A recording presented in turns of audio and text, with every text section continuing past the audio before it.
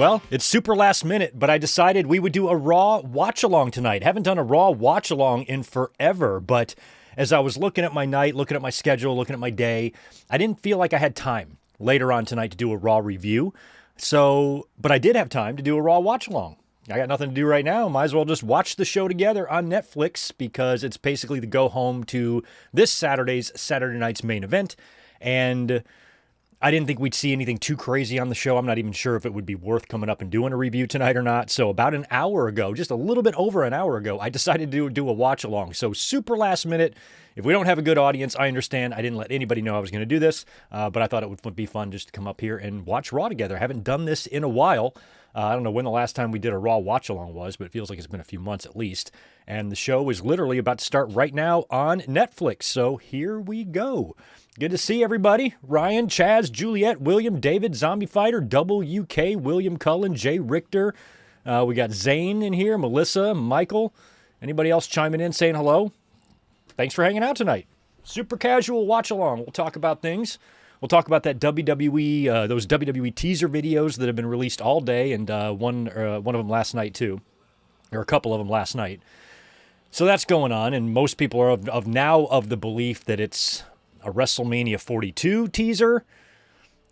We saw a set of shoes walking in the first few videos, then we got a set of hands. It appears to be Paul Heyman, but we don't know for sure. So we will see.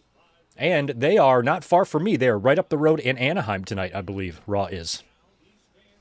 Which is just a quick ride right up the road, couple hours, or a train ride up the road from where I'm at. I've been to that building before for a Mighty Ducks and Red Wings game.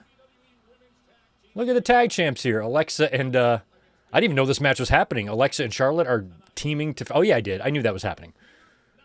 They set that up last week. All right, so yet another Intercontinental Championship technically chance here for Rusev as he's battling Penta in a number one contenders match. And we will see. At the Honda Center. I made out with a girl in that building about 10 years ago. Fun stuff.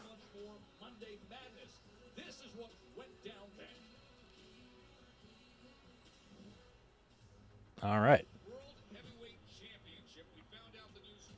Shawndale Gwynn, been hard for you to get back into wrestling. Well, hopefully this helps. We're just going to kind of casually watch it tonight. Maybe we'll make fun of it or laugh at it or who knows. Hopefully we'll have a good show. I don't want Raw to suck. That's for sure. But I feel like tonight is, somewhat of a formality as well because, what are they really going to do ahead of Saturday night? It's just going to be the final setup for a lot of that stuff, and I don't think we're going to see a terribly earth-shattering Raw tonight. So I thought I'd crack open a cold one, hang out with you guys on this Monday night. Elizabeth will be home from work in a while, and then I'll hang out with her. So that's my plan for today.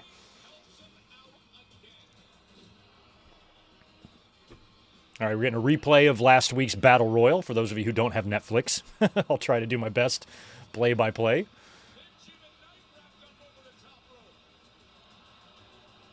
Michael Kuma, what made you decide to do a watch-along last minute? Also, Commanders and Chiefs tonight. Well, I wanted to put up some sort of content tonight.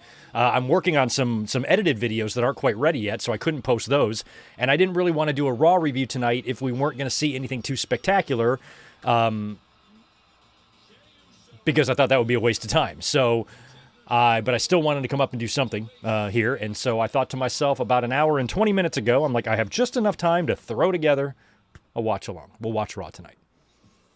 I didn't even really know last night what we were going to do. That's why I was like, just tune in tomorrow. You'll have some sort of content on the channel. I just didn't know what. Turns out it's a watch-along. And just to get you... so they're going to open up here, it looks like, with the CM Punk and Jey Uso segment since the World Championship is in the ring. And as for Saturday, I have to work. There's no way out of it. So what we're going to do this coming Sunday is we're going to do a doubleheader. We're going to do a Saturday night's main event review in the afternoon, and then we'll do our classic watch-along at night. And I still have to decide what that classic watch-along is going to be. But tomorrow starts a pretty hectic week at work, so I'm going to be quite busy. here comes. All right, so this is going to take what? The first hour, the first half an hour of the show is going to be a Jey Uso entrance. I think I can do without the... I don't need to hear it twice. I mean, I guess if I was an 8-year-old boy, I might like Jey Uso a lot. I'd probably be eating in class and shit. Oh, look at that little guy. Damn, he's got everything. He's got gloves, the belt, the hat. Little white kid's got no rhythm at all. None of us do. There you go, little buddy. Jay, champion of the children.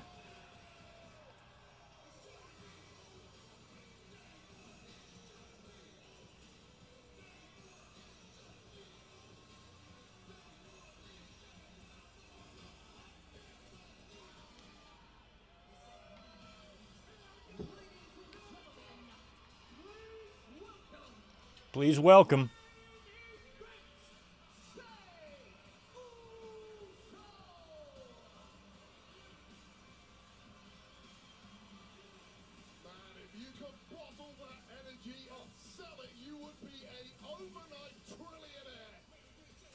Imagine if Jay was as good in the ring as he is in his entrance. My God, you'd have an unstoppable force here.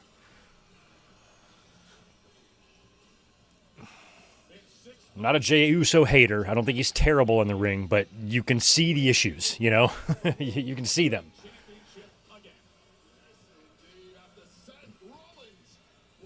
Welcome to the family, Jacob A. Good to see you, man. Thanks for being here.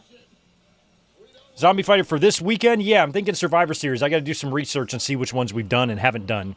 But it is November. It will be November by the time we get to Sunday, November 2nd. So... we should probably try to do something Survivor Series related.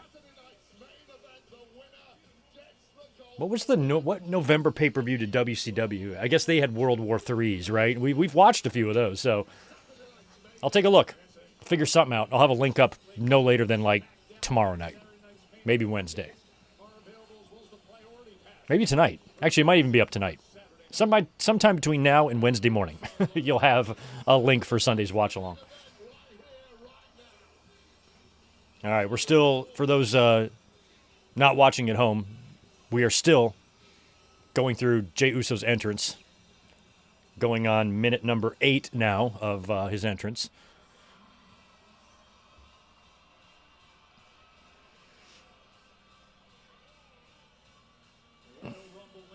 Okay, help me out because I'm almost 50 years old. Ish means shit, right? That's what ish means shit.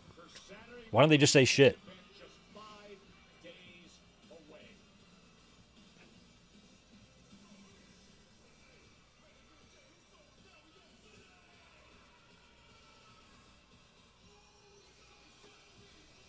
Oh, yeah, thank you, Ryan. Liv reminds me every single family dinner how many years she's been with WWE. I'm like, I know. And boy, she just sent out the big group text today. 11 years with the company.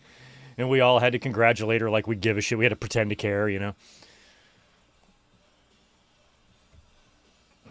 She thinks she's so awesome. She thinks she's like the star of the family just because she works for WWE. Little does she know, she's got a very, very famous podcaster brother here that's way more successful than her. But yet here she is bragging all the time. Sisters. Can't live with them, can't drown them.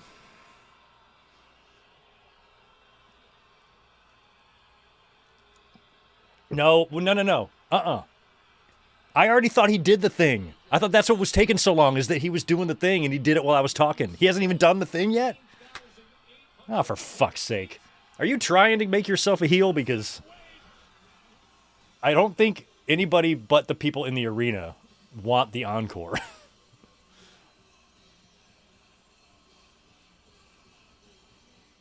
Imagine if The Undertaker did that. And then he ran to the back and then walked slowly all the way back down again. Oh my God, there'll never be any wrestling.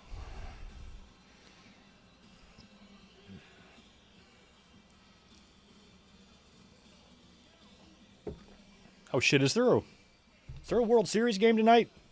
In LA?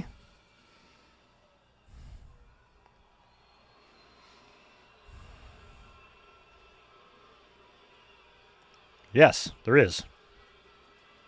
Starts at 5. Starts now. It's already on.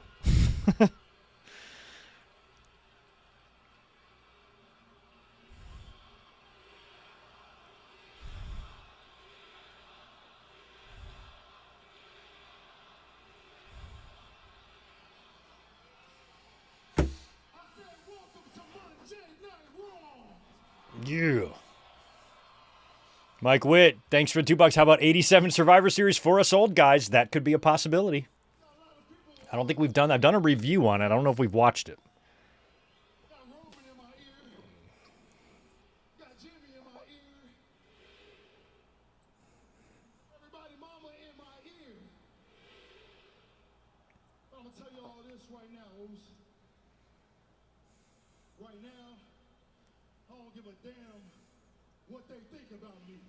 Okay. Yeah, because it's just me, It's just me for the #1 contender. It's just me Saturday night. And it's just me gonna be the new world heavyweight champion 2-time. Hey, y'all know the lingo. 4 letters, 1 word. There comes Punk. Well, you knew he was going to be coming out here because it's a segment featuring the both of them. So you can't just cut a promo and leave.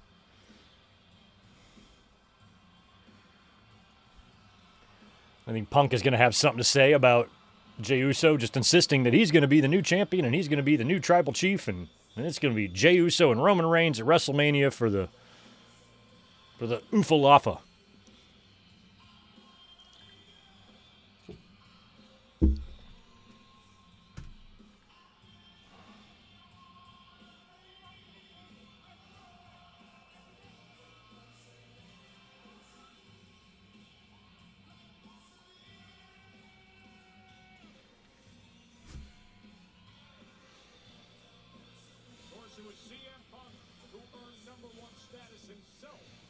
Yeah, I didn't even know about me being on the West Coast now. I'm not so dialed into like hurricane season like I used to be when I lived on the Atlantic Ocean.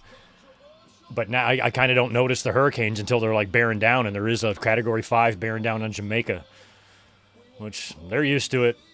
I lived on the coast of North Carolina, and we got pummeled. So it's an ongoing threat, never-ending threat. All the best to Jamaica.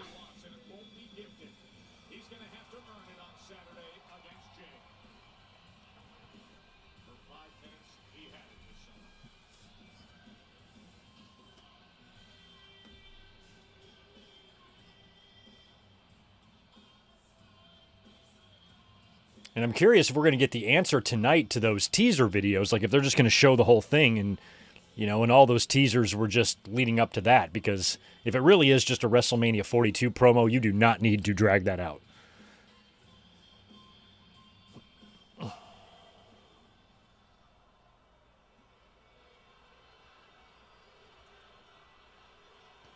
Survivor Series 05. Okay, we haven't done either one of those. I don't even remember 05. What the fuck was 05?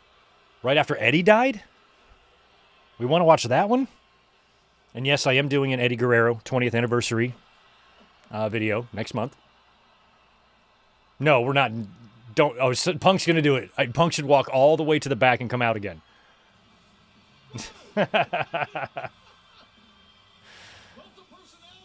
I love it. We get 2 cult of personalities. Okay. I'm glad that Punk made fun of him because it's stupid.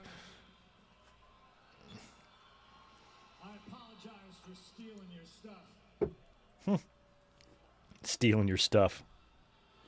4 letters, 1 word. Punk. Punk. I'm going to do my best not to get in your personal space tonight, because Saturday, that's all you're going to get is me. Punk's hair trips me out now. Before we get to Saturday, let's talk about tonight, right now. I'm happy for you.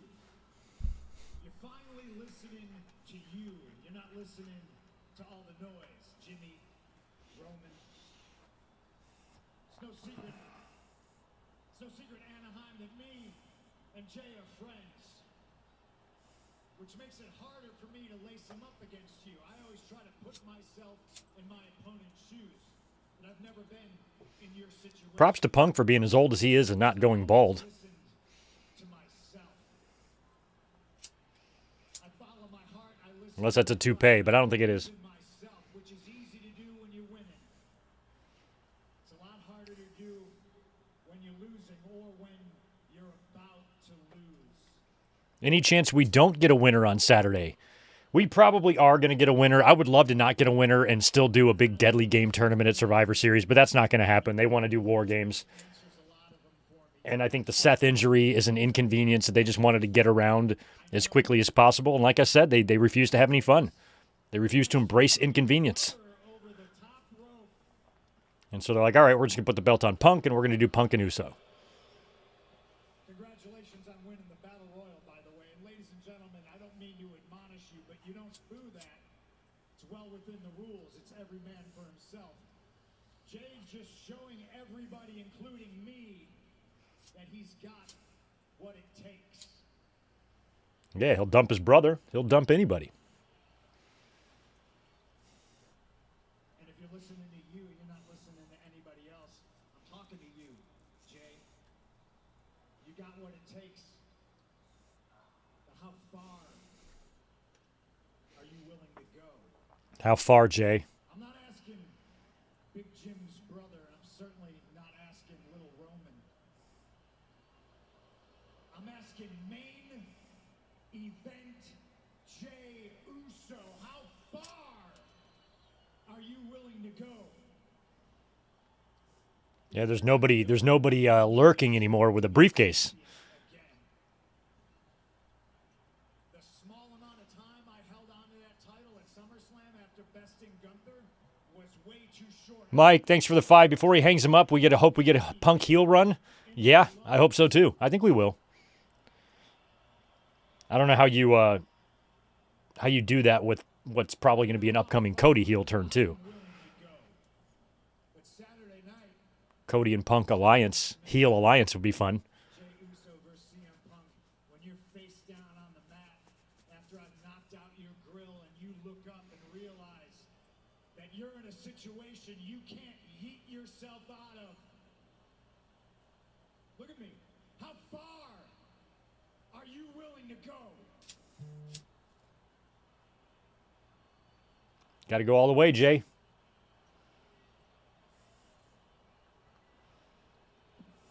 Ladies in the chat, who's better looking, Jay Uso or CM Punk? I'm going to go Punk on this one. But just by a little bit, because he has yellow teeth. Let's go, Punk. Let's go, Punk. Let's go, Oos. Let's go, Oos. I've been in deep waters before. I know how to swim. But you're going to do what you always do. You're going to spin the block, have these people thinking you're the man to get behind, right? That's what you do, Oos. That's what he do. Do something right for me. He going to paint the picture like I'm the bad guy.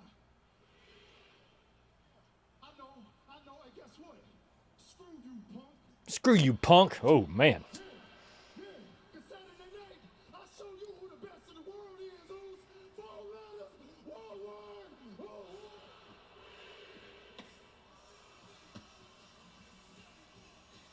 Well, it is set, and we are just And that's probably all we're going to get out of those guys tonight. Saturday night's main event. Just a final little setup there. And I'm assuming that's going to be the main event. How far are you willing to go? Unless it's Cody and Drew. And they open with this. Jay Uso answered it with great clarity, with the intensity of just turning to him. But like if those WWE teasers happen to be for something like The Vision, and it's not a Mania 42 video, then the entire Vision, maybe Brock Lesnar is involved in that. They all show up on Saturday night's main event and just annihilate everybody, but I don't think it's going to be that way. I wouldn't put Brock Lesnar in the Vision. I don't think that would work. Unless the plan is for Breaker to have power struggles with him and then wind up kicking his ass.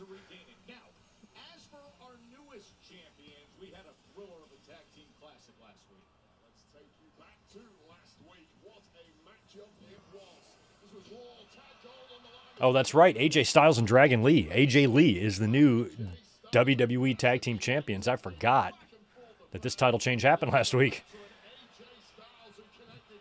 And AJ getting the pin over Balor with the Styles Clash for the win was awesome.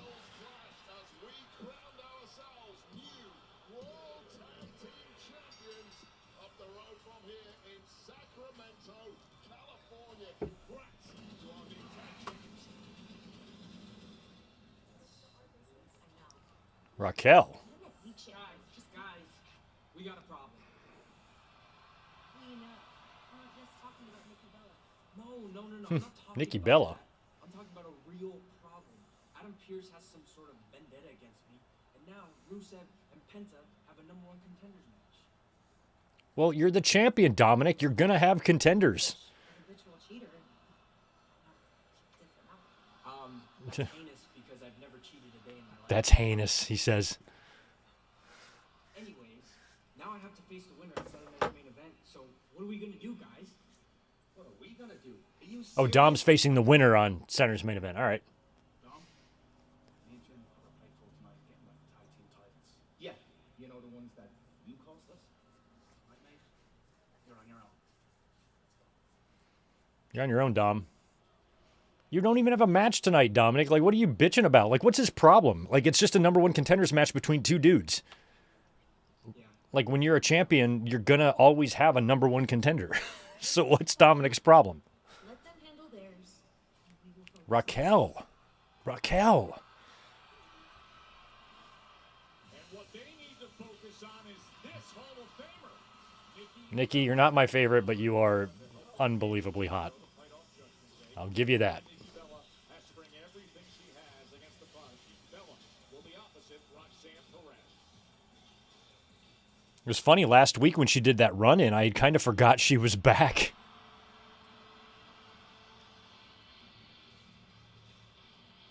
And here comes Penta. Chris Ludek, appreciate the 10. I'd love to see a heel turn for Punk with the big twist being he screws Jay to win the match. The other idea I had for heel Punk would be him leading the Vision to replace Seth.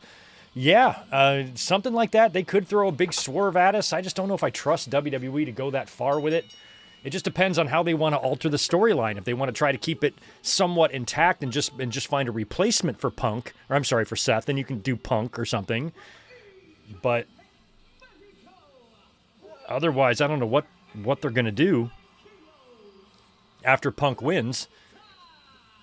If he's just going to immediately be contending with the Vision right off the bat, and how do you stall title defense or title opportunities for those guys? You're going to have to do one. You're going to have to do a Punk and Breaker or a Punk and Reed and have Punk survive or something somehow.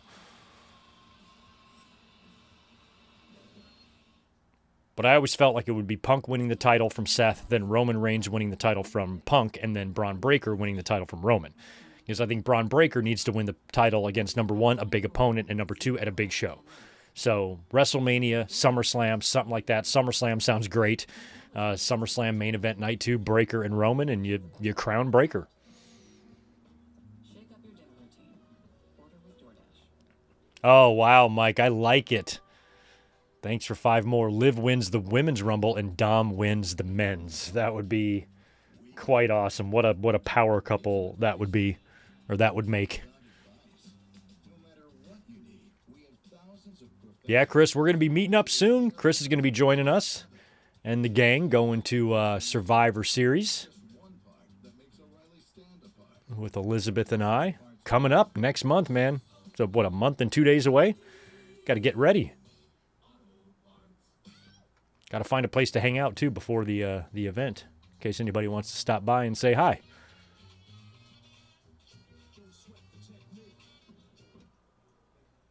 Nikki Bella heel turn. Something definitely was funny about the interaction between her and Vicaire last week, so maybe Nikki goes heel. Maybe.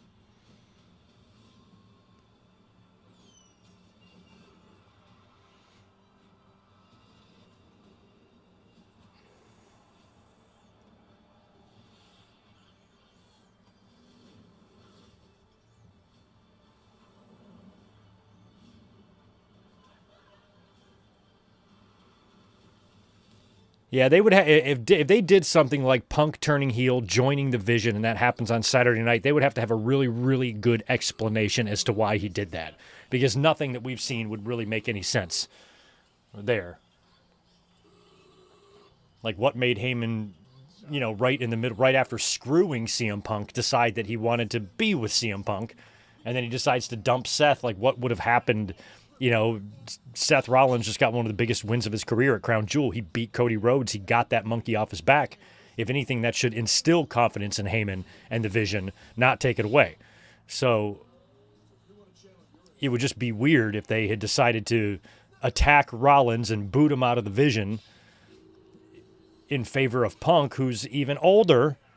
I don't know if that fits to me. Doesn't mean WWE won't do it. It just doesn't. To me, it doesn't fit. It would be weird.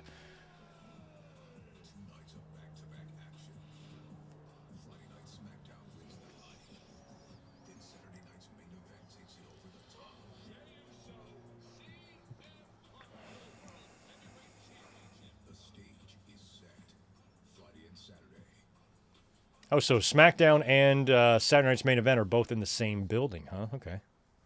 That's cool. Yeah, I've been there.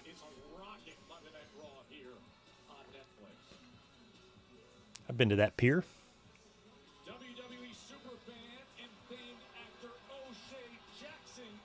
What is he holding? Oh, I thought that was an AEW title.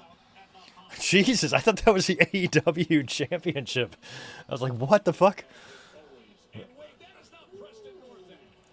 La Galaxy.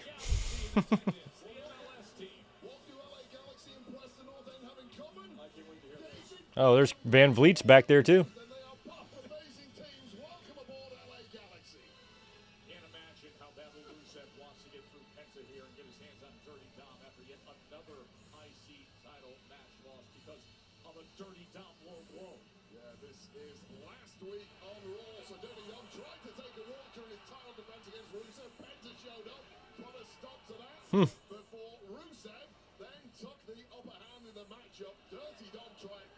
He's got that hammer.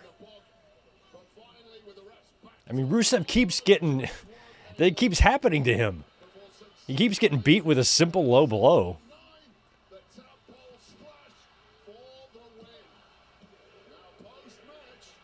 I mean, I cannot believe the length of the Intercontinental title run that Dominic has had. And then now Penta and Rusev are going to battle to be the new #1 contender. Interesting.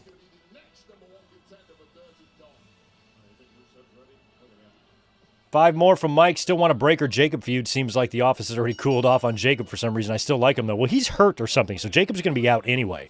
But once he's back full speed, by that point, if Breaker is starting to get on the map as a world champion, I mean, that's just that feud is just waiting there. So where we stand right now, I would almost rather wait until Jacob is back, healthy, full steam ahead, and Breaker is, now on the map as a world champion. That could be a fun match, especially, if Jacob gets involved in that while, if Breaker winds up taking the title from, like, Roman. I'd definitely make Fatu a part of that.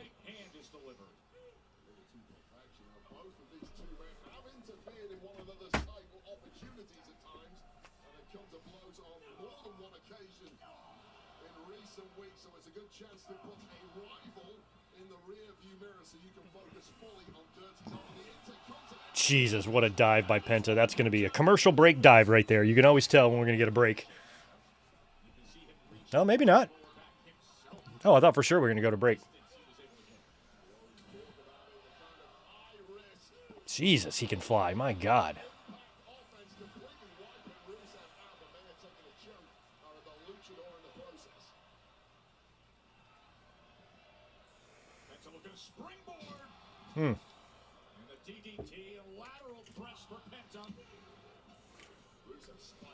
I'm going to go dark for 1 minute there. There we go.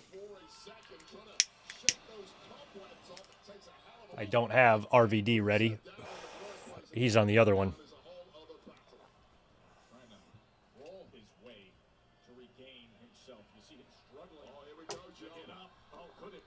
Sonny Man, howdy, partner.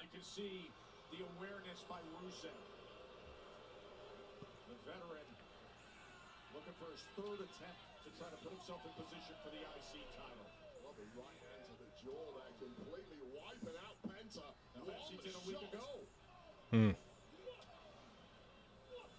that is the danger of a powerhouse brute like Rusev. It's just one punch for all the high-flying ability of Penta.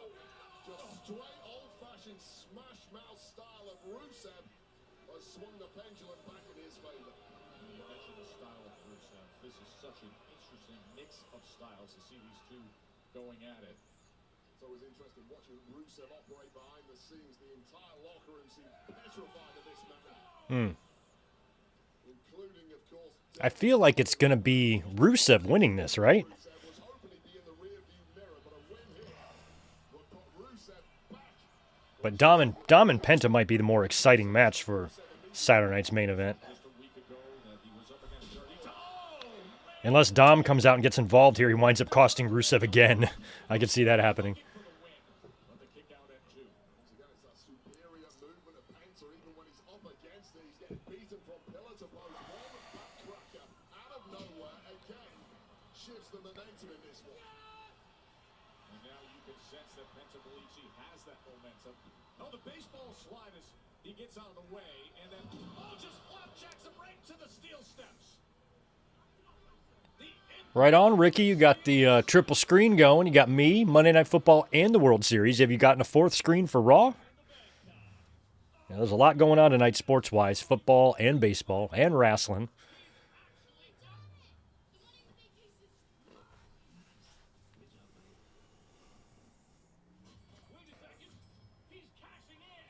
So it's weird, like with my Netflix, like when Raw first started on Netflix, I wasn't getting commercials. I was getting the continued action in the ring. Now I'm finding myself getting commercials. But I have the premium tier on Netflix, so I don't think I can get any higher of a tier. So I don't know why I'm seeing these ads. I don't know how it works. No idea.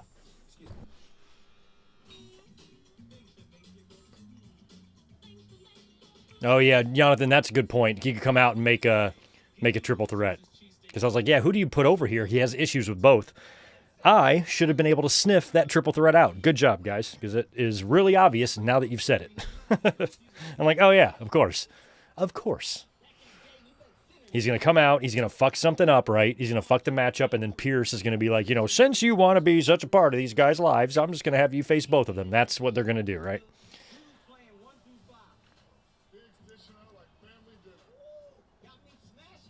Mike, yes, Survivor Series is in Petco Park. First wrestling show there. I think it's going to make for a really cool looking setup. Because Petco Park is one of the nicer parks in America. I haven't been to a game in a couple of years, but man, it's always fun when I go. She banks with John, so she's racking up cash back and gets paid when she says. And those pesky bank fees, she wouldn't know. She banks fee-free while building her credit stress-free. Look at her go. So don't bank the old way. Bank smarter this season through John. Okay, that's what it was, Jacob, because I mean, at first I wasn't getting, we were getting all those, backstage promos and video packages and the interviews from up at the top with Jackie, during the commercials. And now all of a sudden I'm not seeing that anymore. I'm actually getting ads. So I don't like that. I wish there was a way to shut these off.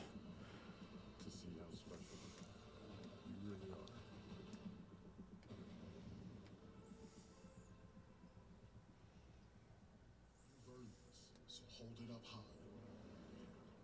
You might not be related, but you're still family. AWA, Rodrigo, didn't really have any pay-per-views. I mean, they did the Super Clashes, which I'm sure are available to find. We could watch one of those.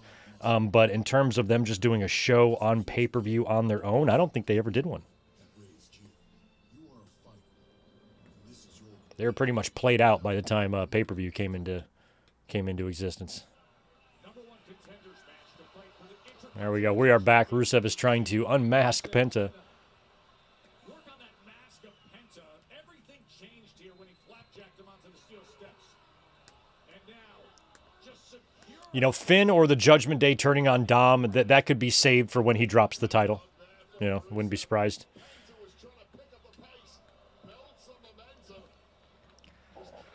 Or maybe they turn on him while Dom is still champion, and then Finn takes the IC title from him. They could do that. That's able to get out of the way and deliver the kick. Gunther's ridden out a hell of a storm here. The fact that he's capable of coming back with some. The corner handstand kick right to the chest and into the cover. I mean, I'm sure there's been like we never got a Penta versus Miro match in AEW, right?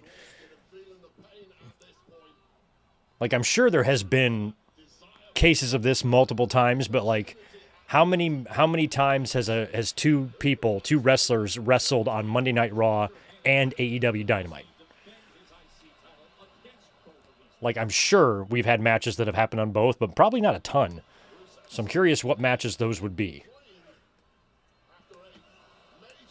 Maybe like Jericho and Moxley or something in the beginning, you know, like a lot of Moxley matches.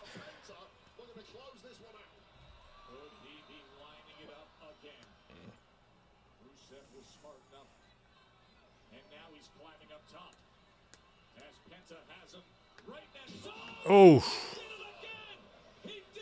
another is it a Machka kick off the top rope? Machka kick, yeah.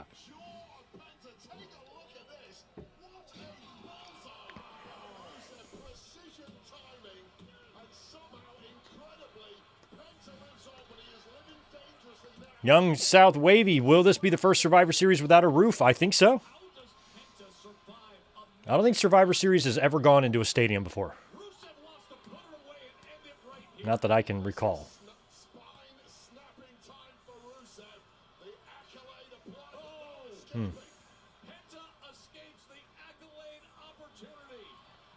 Oh. Oh, wow.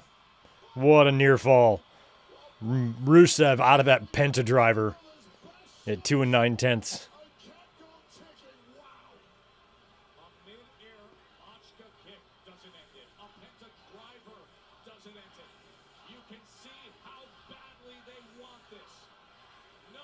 Cena versus Balor for the IC title. Is there time to get it done? I think Cena would rather just work with Dom. Cena and Dom.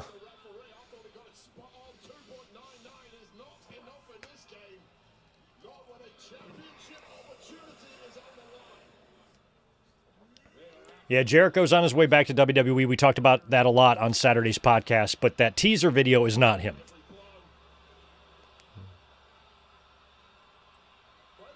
Oh, who's these guys? Oh, it's the El Grandes or the Rayo Americano.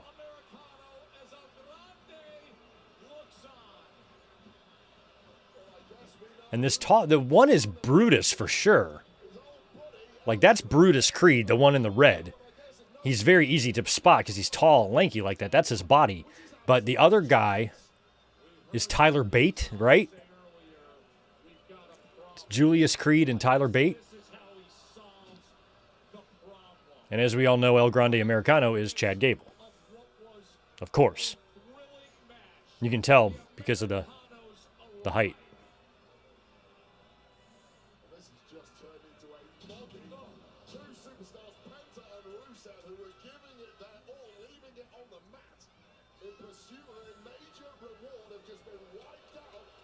Well, maybe that one guy's not Julius. He doesn't look as tall as...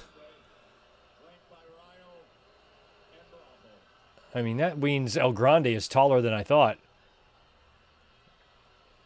Maybe that's not Julius Creed. I think it is, though. It's not... I don't think it's Pete Dunne. No way. Oh, Lord, here's Rusev. That one is too tall to be Pete Dunne. There is no way the one in the red is Pete Dunne.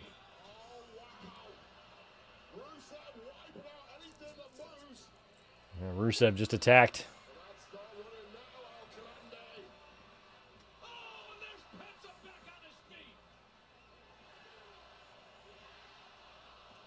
And here I thought it was going to be Dom screwing this up.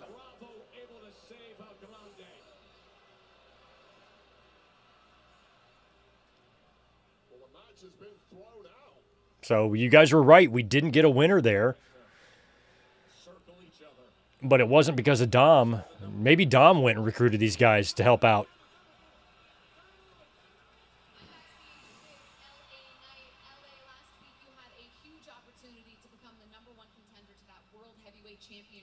There you go. Jericho versus Mox. Yep. Cody versus Dustin happened. But I know they've happened in WWE and AEW. Oh, AEW pay-per-view. You said so. I'm curious about Dynamite and Raw specifically. We know we've had a lot of pay-per-views and things like that.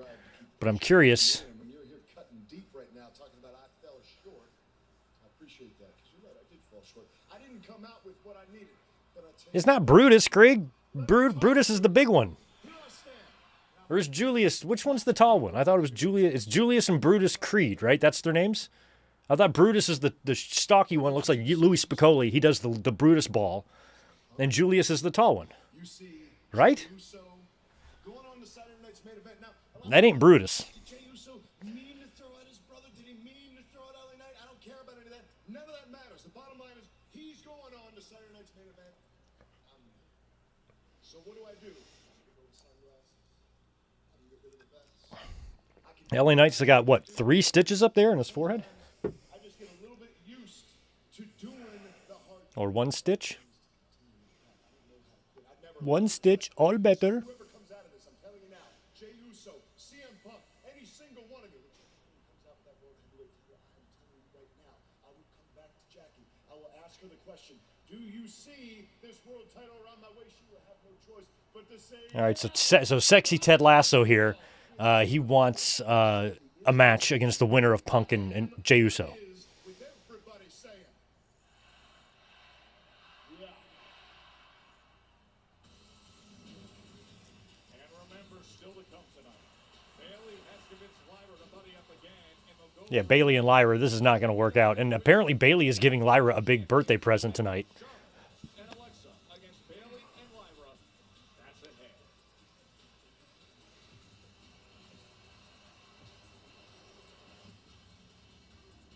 No, he didn't slim down. That is, I'm telling you, Ichiro, that is not Brutus. It's got to be Julius. It's definitely Julius. Just Google the two of them and look at them, and then compare what you just saw. It's Julius. I just got a little thrown off at the end there when El Grande got in, and I guess I didn't realize how tall fucking Kaiser was, but he seemed taller than Julius at that point. I'm like, well, shit, maybe that's not Julius, but it's Julius. It's Julius and Tyler Bate. I'd be willing to put money on it. Like us, you might be suffering from moderate to severe obstructive sleep apnea, or OSA. No, I'm not suffering from that. And I'm not going to ask my doctor about that medicine either. Daytime sleepiness is a drag, but we still have people who count on us. And we're more than just human beings. The American in red is Omos. There you go. I miss Omos. Where the hell is he? OSA is a chronic condition tied to breathing interruptions and oxygen deprivation during sleep. So yeah, LA Knight is confirming that Punk is getting that title and he's the next feud. Punk and LA Knight, that'll be some fun promo battles. Punk has got to keep himself busy at first, before he moves on to whatever he's going to do to drop that title once he wins it. So his first feud or two are probably going to be ones that he's going to win. And so that just means yet another championship shot for LA Knight that he's not going to win. LA Knight, he's sort of like some of the women's wrestlers. He does have a fair amount of Stan accounts online, and I saw one fella really going through it the other day or last week after the Battle Royal. And of course, his whole page is LA Knight. We want Knight, LA Knight forever, long live LA Knight rules, all that stuff. Pictures of LA Knight on the banner, on his profile pic, tweets everything about LA Knight. And he's decided to stop watching wrestling because he's just given up on WWE ever pushing LA Knight. And I don't know why I found the humor in his pain, but I did. I know what that's like. I had to watch Bret Hart lose a lot of matches too, but luckily for me, Bret did win some world championships, so I did have some celebration to enjoy. But this little fella, man,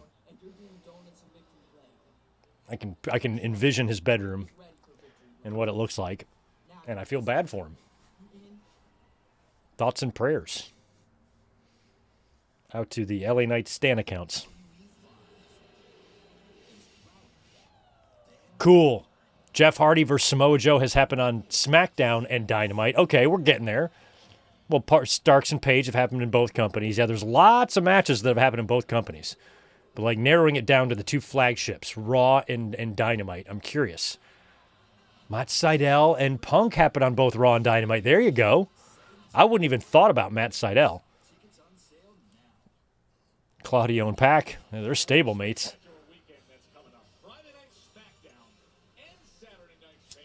I am so happy that we are currently living in a universe where we have the classic Saturday Night's Main Event theme back and the NBA on NBC.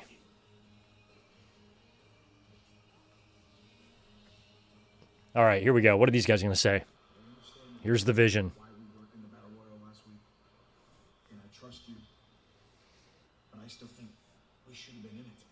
Yeah. It's the fastest way to the World Heavyweight Championship. We should have gone down to the ring, destroyed every man in the match. Thank you. I don't see any other way. Yeah. Breaker's got a brain. That's what I was saying. I love your idea. I really do. But there's a consequence to it. Because it would have exacerbated an already pissed off Adam Pearce, who could have suspended all three of us indefinitely without pay and made it his life's mission to keep you away from the World Heavyweight title. But instead of using that great idea of yours on 20 men, let's just use it on one man. Because one man shares our vision right now. He's looking at Saturday night. CM Punk and Jey Uso are going to beat each other half to death. One of them emerges as the World Heavyweight Champion. That World Heavyweight Champion shows up next Monday on Raw, a victim, looking to be victimized. Did you guys hear that voice? Victimizer. I thought that was me. I thought I'd turned on my own video. Eliminate that one man tonight that shares our vision, and your path to the World Heavyweight Championship is clear. I want you to go to Pierce, and I want you to get me a match with that man tonight. Well, I've already gone to Pierce, and you already have a match with that man tonight. And if you don't mind getting... Which man are they talking about? That match is coming up very soon. Who's it against? Oh, that's the best part. L.A. Knight. Okay.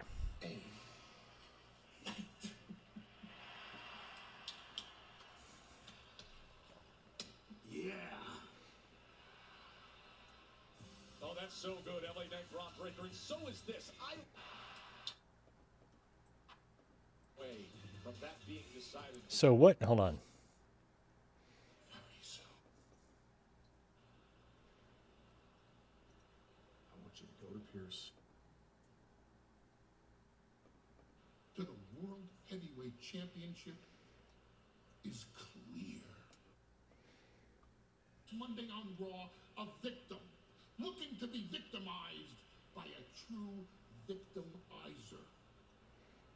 Now, you eliminate that one man tonight that shares our vision, and your path by a true victim as the World Heavyweight Champion. That World Heavyweight Champion shows up next Monday on Raw, a victim looking to be victimized by a true victim. All right, I was just rewinding because I couldn't quite understand what Heyman was telling us.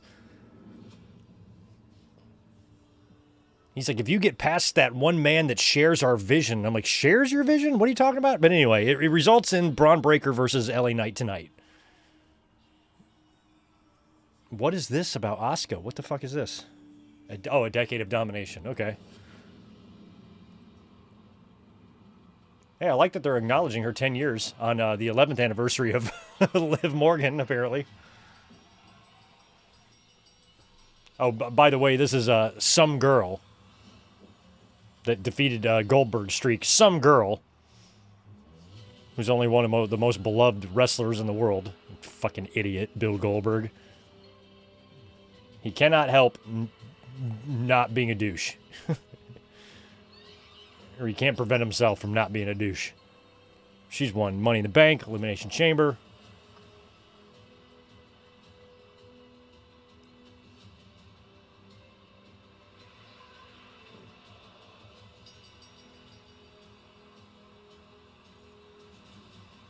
Asuka is the best.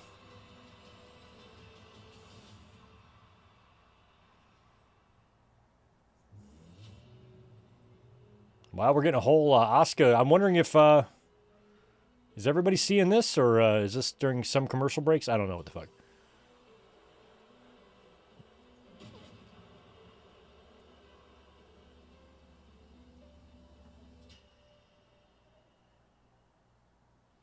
All right, back to Adam Pearce. Thank you. Glad you guys are here. Where is Dom? I don't know about Dom. What?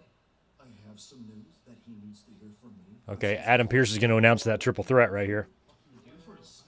You can give us a tag team title rematch tonight. What JD means is we would like to know when we should expect our tag team rematch against AJ and Dragon. We were hoping it would be tonight. Tonight? You guys are already busy tonight. No. Hey, you don't remember the Battle Royal last week? You don't remember the Battle Royal? Of course you don't remember. You dummies. You got eliminated. Instead of leaving, you jump back in there, and the two of you eliminated somebody else illegally. Oh. That person came to me this morning really pissed off, demanded a match against either one of you. So you two have a choice. Because tonight, one of you is going to go one-on-one with Sheamus. Okay, I didn't remember who they eliminated. Sheamus. Good. I'll fight Sheamus. Oh, JD. Take his head off. I am coming back here. All right, Peter Dinklage versus Sheamus later tonight. And when he's done, don't forget, tag team titles. Well, I won't forget. Mike Witt, thanks for the 5. Name the wrestlers who've been on Raw, Dynamite, and Nitro. Sting and Jericho. Anyone else? Bischoff. Bischoff's been on all 3. I'd have to think. I mean, because there's been a lot of appearances. So I feel like there's some more that have been on all 3. Oh, God, here comes Nikki. You can look, but you can't touch. Guys.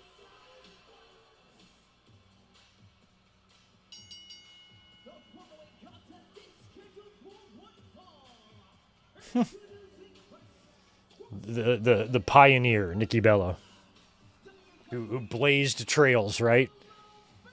You know, if it weren't for Nikki Bella, professional wrestling would be exactly where it is right now. It would be no different at all. She changed nothing.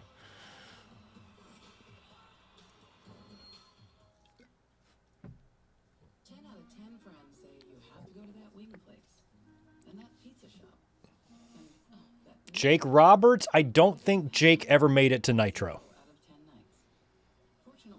Jake was never on Nitro. So you can always get the best of what's around. We wish you the best of luck with that. Shake up your dinner routine. Order with DoorDash. God, I'm trying to think. I feel like there's got to be more than just Jericho and Bischoff and Sting. Jarrett for sure. Jeff Jarrett, we forgot about him. He's definitely been on all 3. Big Show. Paul White, Jeff Jarrett, add them to the list.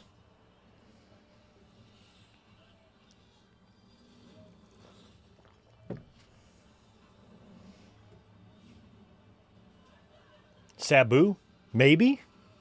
Sabu, I think. Yeah, Sabu's definitely been on Raw and Nitro. And I know Sabu appeared in ECW, or I'm sorry, in AEWA before he died, or AEW before he died. But it might have been on that pay-per-view. I'm not sure if it was on Dynamite or not.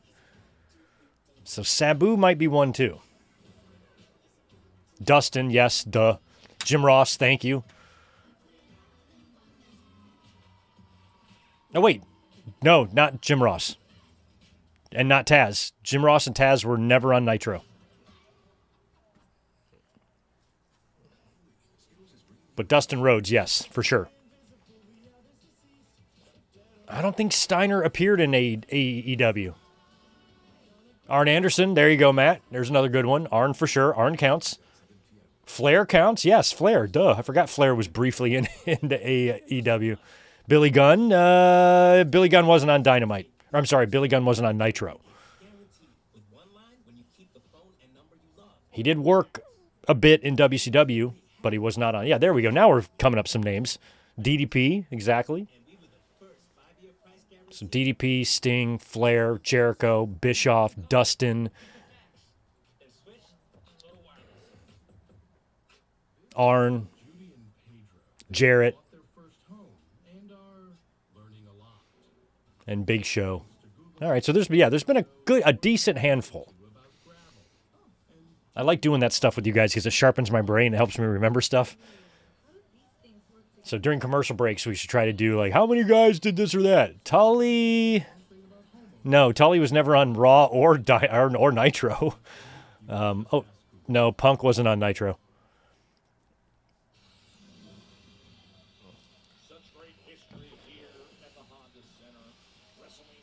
That's right, WrestleMania 12 and WrestleMania 2000, neither one of which were terribly good. I actually have the WrestleMania 12 plaque. It's kind of hiding behind shit up there, but it's up there. Sold out for Monday Night Raw on Netflix. The stars are in attendance. There's still Who's this? She has that Cristela Alonso. streaming now on Netflix. Great to meet Okay. Nikki, I kind of like your blue. So it's Nikki and Little Roxanne. Roxanne looks like she's 13 to me. Thanks for the $2, Mike Witt. No, I'm not counting pre-WCW NWA. I'm only counting Nitro. There's lots of guys that worked in NWA and WCW and WWE and AEW, but I'm just looking for Raws and Dynamites. That's it. Raws, Dynamites, Nitros.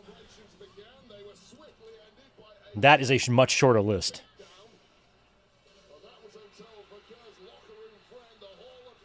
Here comes her locker room friend, the Hall of Famer. Oh, Raquel had a big spill last week, too.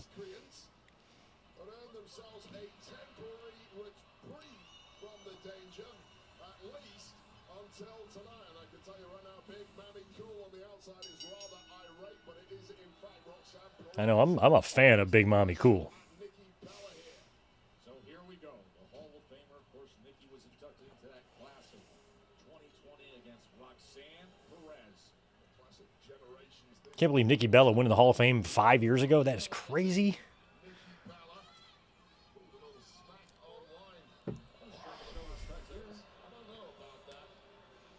Extending a hand. Versus what she's been saying on social. Nikki Bella was not born yesterday. She certainly was not going to fall for that one. I can't remember if Brett showed off the title on Dynamite or if he showed it off at the pay-per-view. But Brett, yes. William Regal, yes, thank you. Nikki Bella knows a trick or two. 20-plus years in this industry. As great as Roxanne Perez is, she is lacking experience at the very top level. And that is something the two-time world champ Nikki Bella has in spades.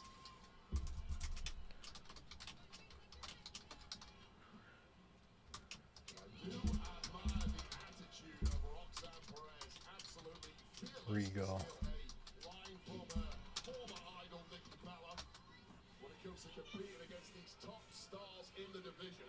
No, quick to counter is Perez after Bella was trying to lock up. I don't think Nash was ever on AEW. I'm not sure about Medusa either. Just carries that aura of major star power. There's a major crossover star in the world of light entertainment too. Now back to doing what she loves best. No, The Rock was never on Nitro either. Neither were the Hardys. Malenko. Yes. Because I think we have seen glimpses of Malenko on Dynamite when he's been there as an agent. Bella used to study her own total divas back in the day when she was a young girl. Grew up, perhaps one day wanted to tag with Nikki Bella. Hasn't quite worked out that way now. Major rivals. Nikki Bella, two-time Divas champion, had the longest title reign in history, over 300 days. But you mentioned the generational gap. How that could play. Miro. Miro was not around when Nitro was on. Looked up to. Jerry Lynn, I think, has been shown on Dynamite as well. Yes. So Jerry Lynn would count, would he not? Jerry Lynn was in WWE, right? And unsurprisingly heading the outside in the safe embrace of Big Mammy Cool.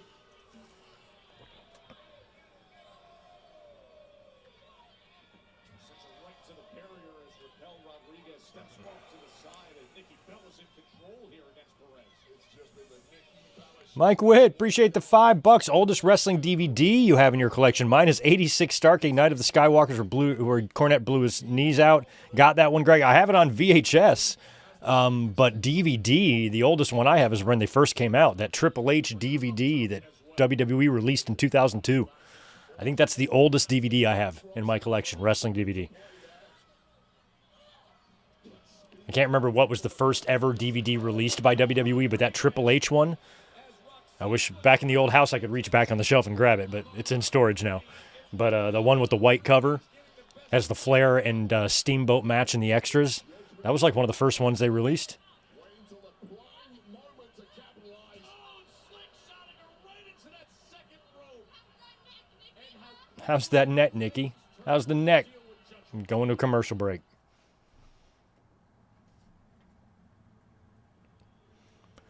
I don't think the Rock and Roll Express had a match on Nitro. I don't think. They definitely had one on Raw. And they've been on Dynamite. So I don't think the Rock and Roll made it to Nitro, though. I don't think.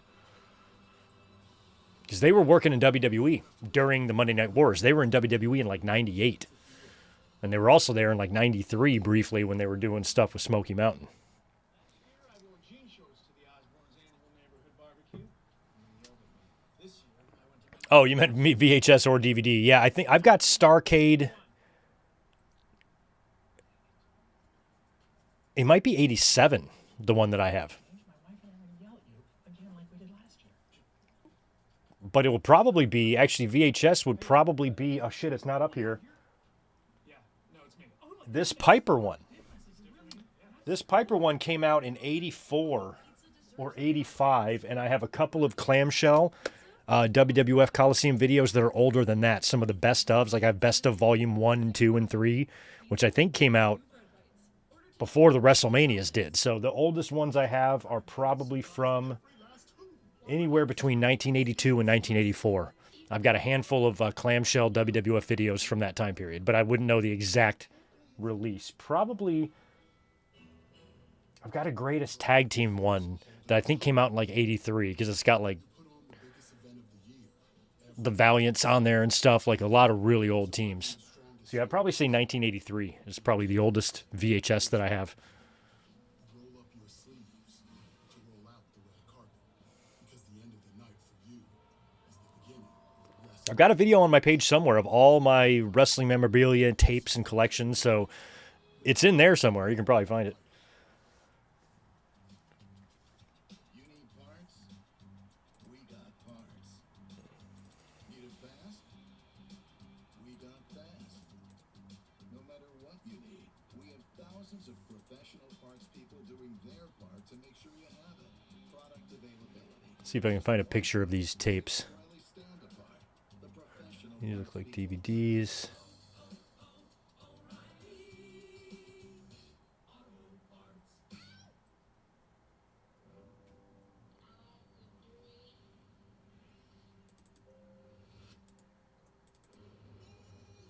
So many.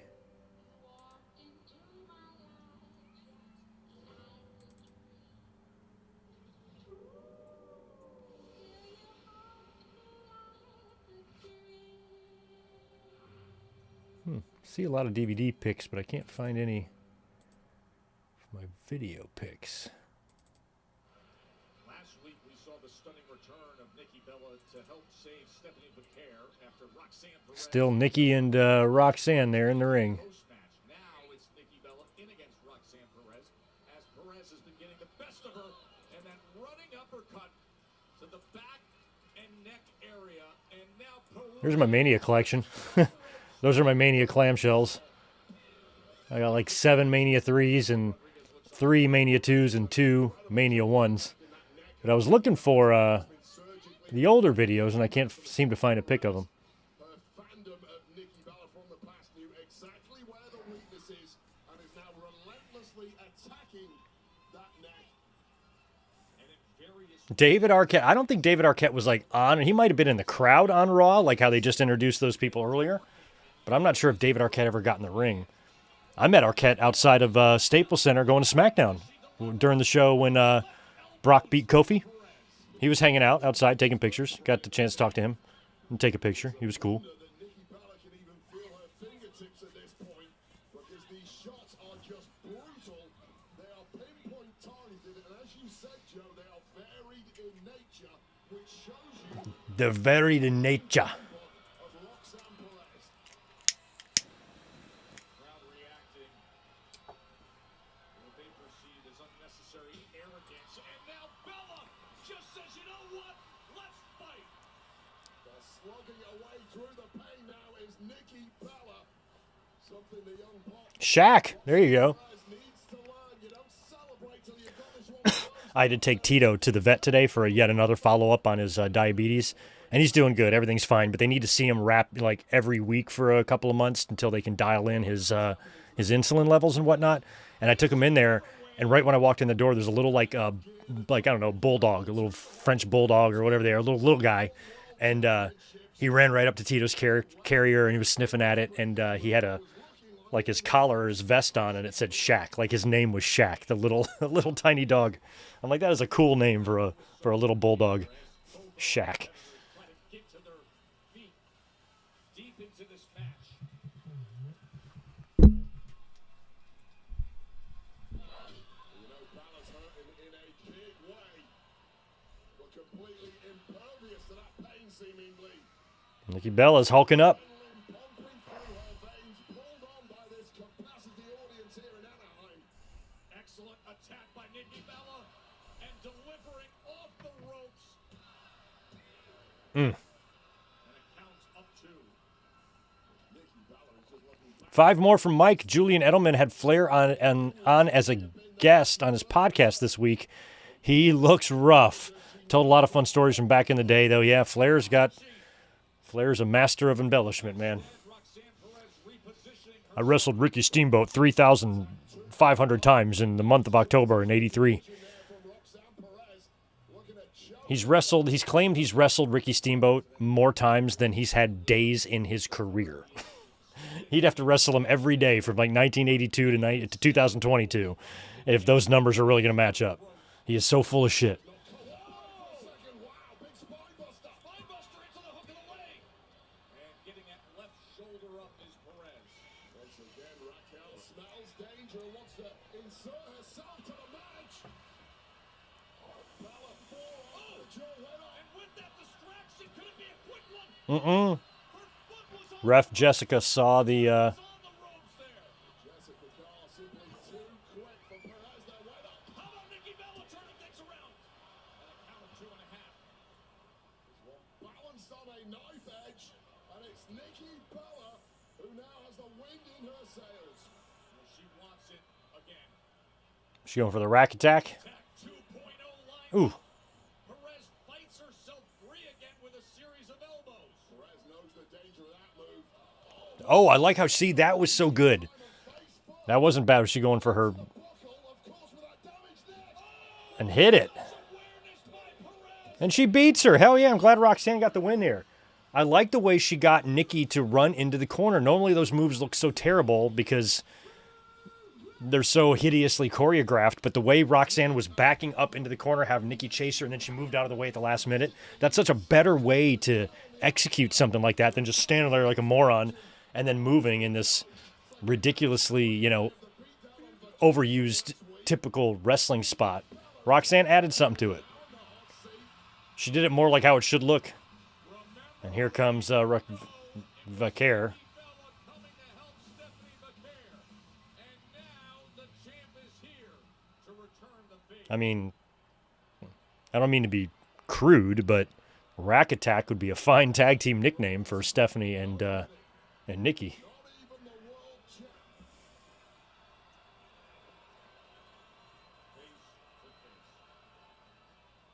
Look at Nikki standing in the middle.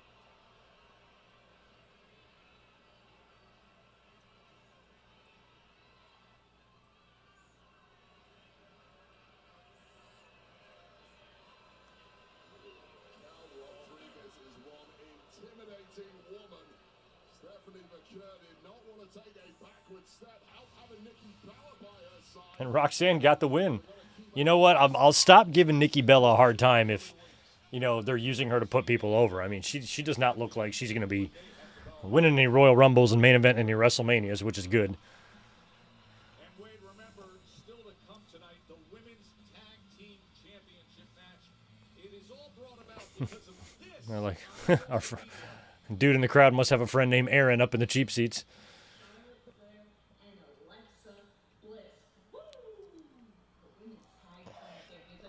Every wrestler's got one of them gaming chairs. I just don't like them. I've tried to sit in them, like when I was looking for chairs. Like, I like the more classic, I can't, those things aren't comfortable to me. I have something I have to be able, I can sit back in, and I can't, those are so like, I don't know how to describe them. I don't like the gaming chairs. I don't find them comfortable.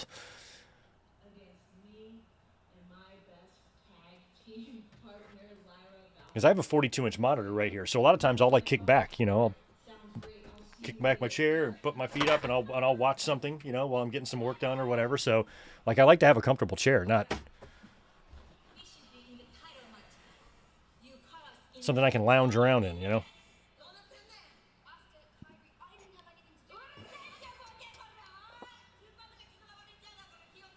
Yeah. And then what happened?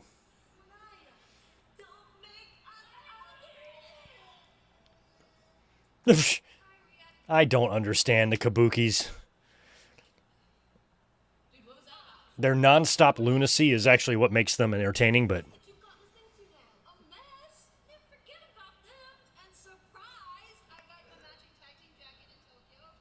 oh, cool.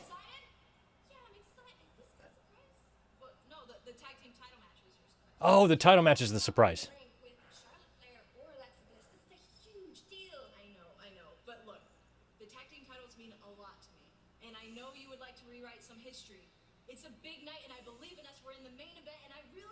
Oh, they're in the main event tonight? Oh, shit.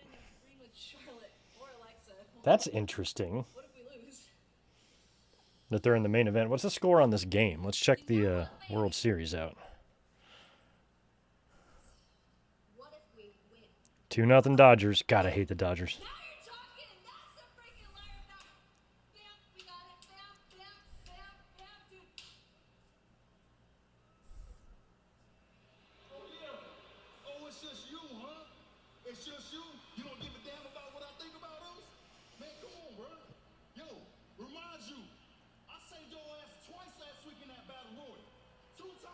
Two times.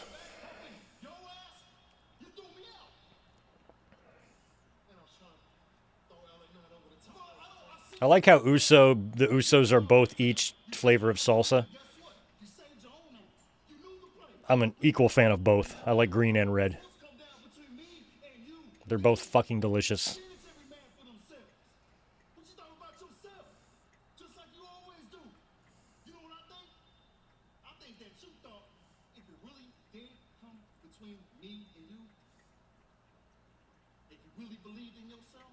How old would Mae Young's hand be today, Greg? Thanks for the $5, Mike. I asked that today at work, and a couple of wrestling fans, they looked at me like I was nuts. We just have to do the math. I don't remember when the hand happened. I think it was 98 is what I would probably guess. No, it might have been like 2000. That wasn't 98. That was more like 2000. So I'd say the hand is 25 years old, if I had to guess. If I had to make an educated guess. He's either 24, 25, or 26 years old. And here comes Braun Breaker. The stupidest wrestling name that has ever existed. And this is the same universe that has Dolph Ziggler in it. Don't forget.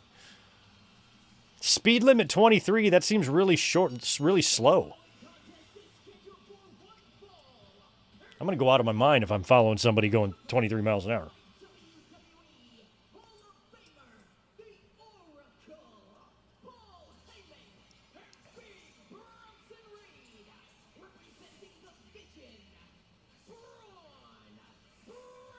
The old neighborhood I grew up in, we didn't have, they were small roads, like just little winding roads through this huge subdivision, but for some reason the speed limit, they had speed limit signs throughout the neighborhood at 35, which should have been like 15 or 20, and they had him at 35, and some kids were going around changing all the 35s to 85s with spray paint, and then they'd come and fix them, and they'd spray paint them again. Oh, so fun.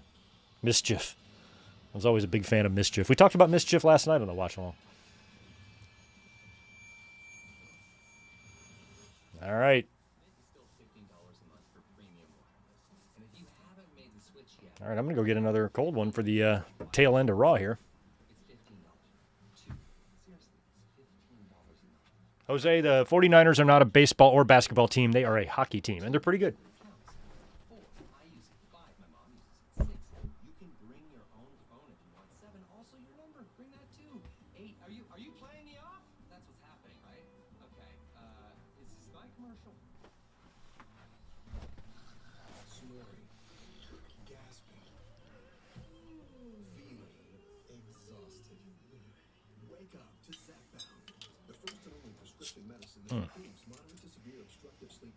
Anybody has anybody ever watched the show? It's about 10 years old.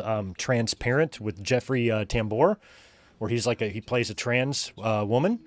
It's really good. We're into season 3 of it. It's unhinged. It's a lot like Shameless, but instead of being obnoxiously poor, the family actually has money.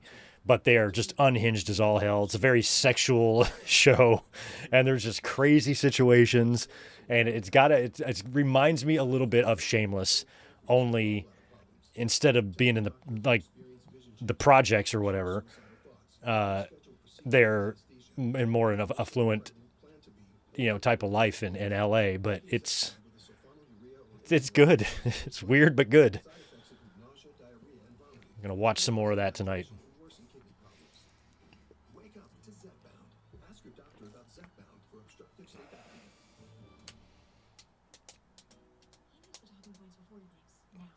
So it was 2000. He's 25. All right. Yeah, I thought at 98 at first. I'm like, no, that came way later because, Mae Young was showing her titties at the Royal Rumble 2000. So it had to be that year because I remember Mark came in and covered her up, right? So that was all happening around that time.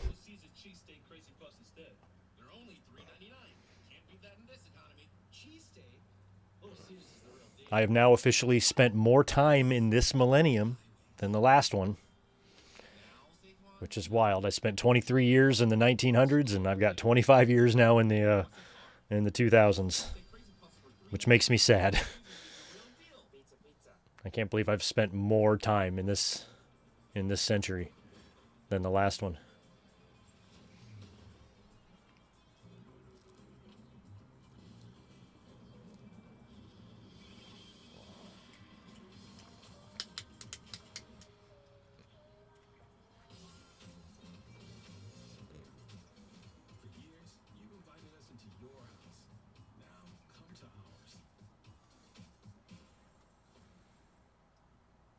Do I think Gobbledygooker will be in the Hall of Fame? What kind of question of that is that? Of course he will be in the Hall of Fame. He's a Gobbledygooker. That's like asking, will The Undertaker be in the Hall of Fame? Of course he will. Yes, Gobbledygooker. He'll be headlining one year. I can't wait. Get the tissues ready because I'm going to be very emotional when he goes in. There's beautiful Petco. There's my city right there, guys. Get a load. Take it in. San Diego. Which, of course, means the whale's vagina.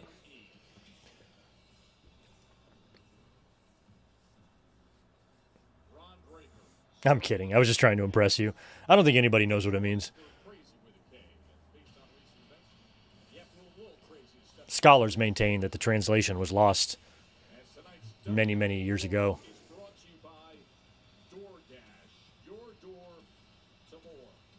Your door to more.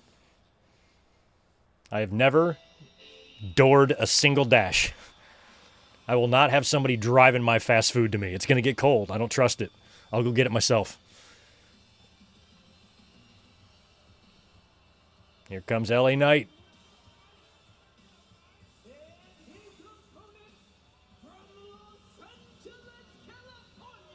We want LA Knight, not what? I didn't see what not Jay? Did it say not Jay? That's awesome.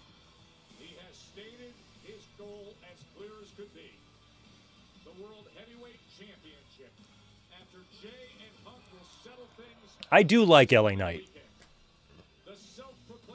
And what I do like about him is that he's maintained this level of overness with the fans, since he's been there. He always gets reactions. He always gets cheers.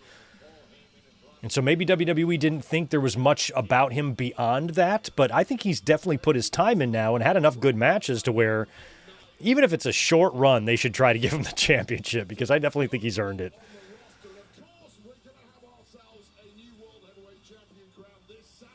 Breaker doesn't seem to give a shit.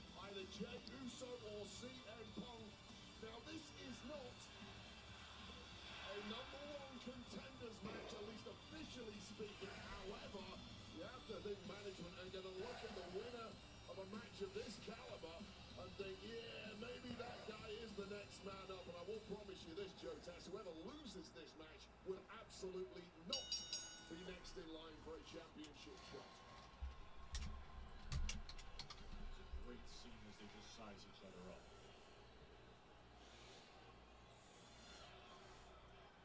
Two absolute mass monsters here on Raw, both of whom can move at the speed of light, although I will give the movement speed edge to Braun Breaker.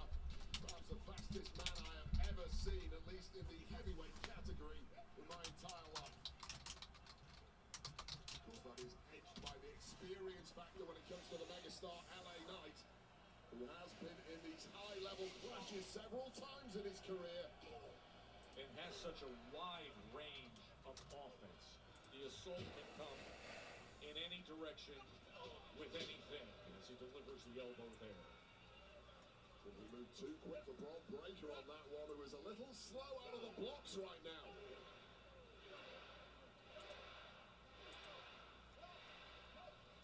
But there is the power game of Breaker, and Knight comes right back at him with the clothesline. Simply a step ahead of Braun Breaker, mentally speaking, if not physically speaking, in the early goings here.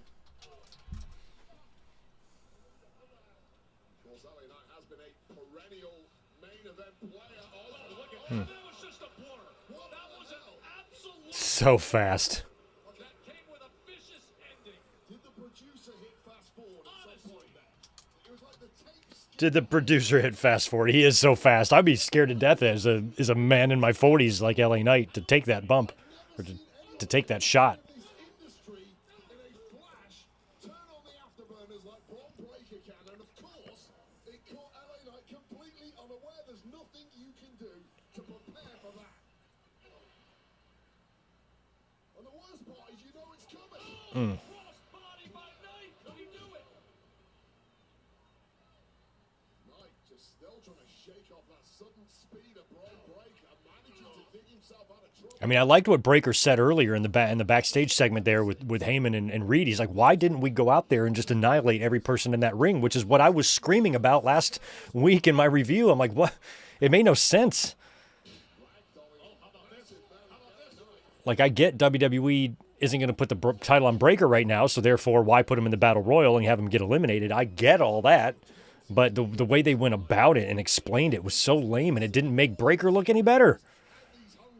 It made him look like a dumbass. Contenders, and then you get in the ring with a Braun Breaker, and if you're LA Knight, you suddenly realize this is all new to me. I'm the rookie in here. I've never faced anything like this.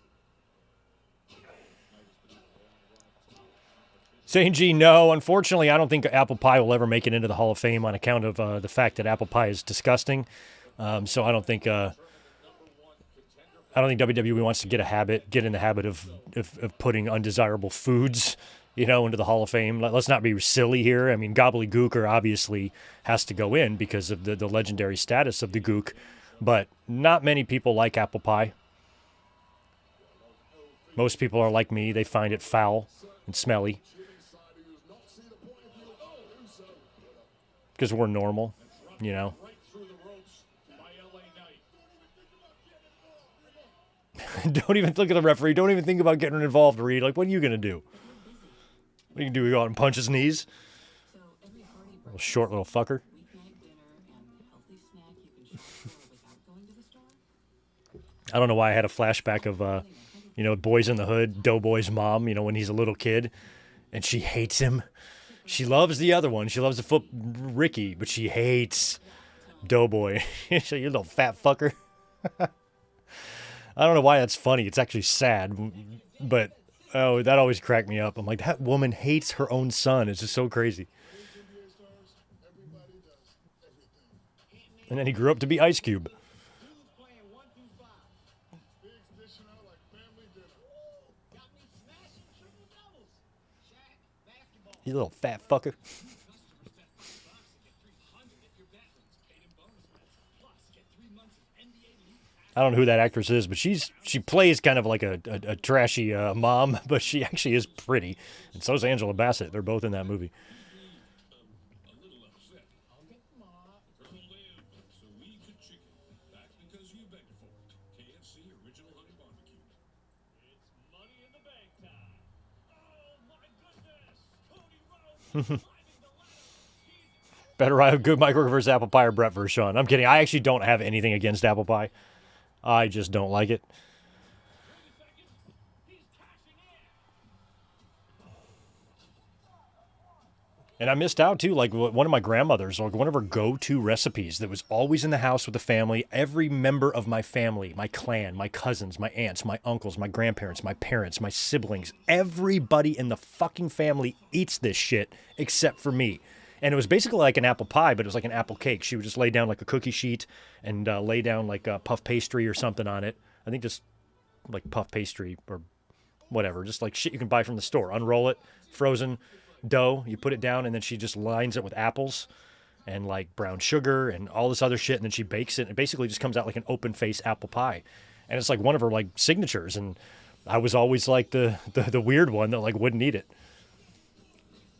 And everybody's like, "You're weird, Greg." I'm like, "I know. I'll eat a raw apple, but I will not eat a cooked one."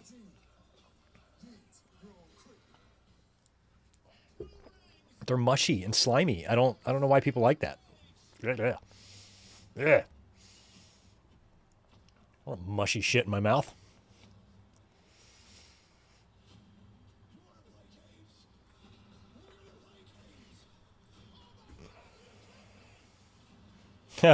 Mike Witt, thanks for the 5. As far as stupid names, I'll take Braun Breaker over names like Bastion Booger and Isaac Yankem. I still wouldn't, because Bastion Booger and Isaac Yankem weren't the future of the company. You know, if they would have been world champions, actually Bastion Booger's a badass name. I don't know why you don't like that one, but Isaac Yankem does suck. But it would be a different story if they were like top stars, world champions, and they weren't. Breaker is a different story. He's young and he just has just an unbelievable ceiling, and we're going to see him on television for the next 2 decades. We have 20 years of this bullshit ahead of us. And am I the only one that just has a problem with that? Like, what a stupid fucking name, Braun Breaker. It's not like we just have to deal with the guy for 3 years and then he's gone. Then, yeah, we can deal with a stupid name, but he is the future. Literally, it says it right there on his tights. He's going to be around forever. He's going to outlive, he's going to probably still be in the ring when I'm dead. And we have to deal with this stupid-ass name. Breaker with 2 Ks. Give me a break. Give me a breaker. It's just so dumb. It's just, like, embarrassingly dumb, My friends and shit know I do this on YouTube, and, like, I just feel like an idiot, like coming up here and doing a podcast talking about a guy named Braun Breaker.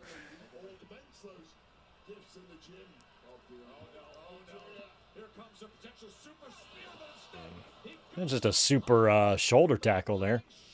Yo, Zach, what up, bro? Thanks for the 5, man. Digging the new setup. Thanks, man. It took me a while to dial it in, but we got it now. How come people have started turning on Jay? We love him. Wins Rumble. No, we don't. We don't want him to do that. People have been turning on Jay all year.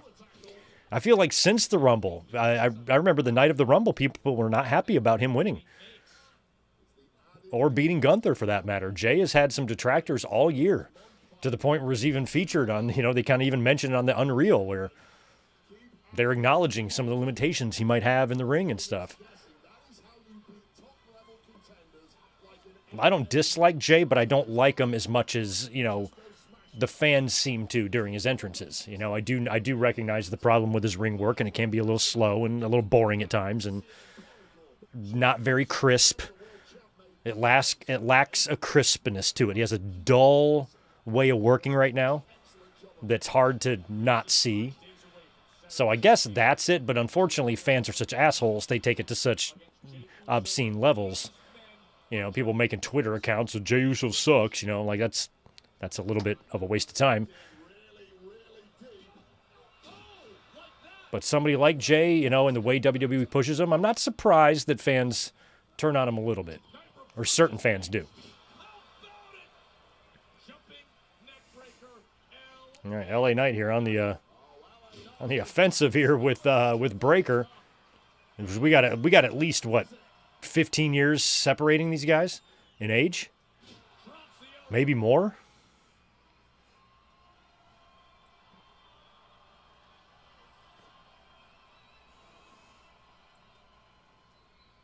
We're gonna close this one out for good, perhaps.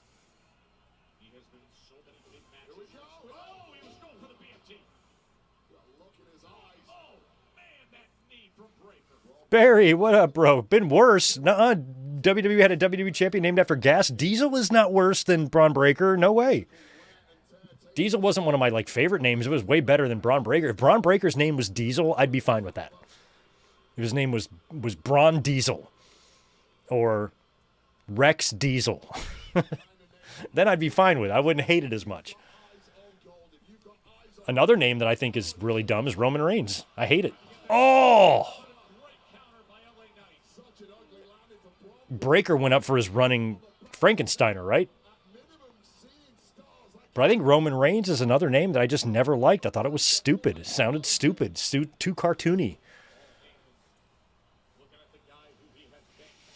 Roman Reigns. So idiotic.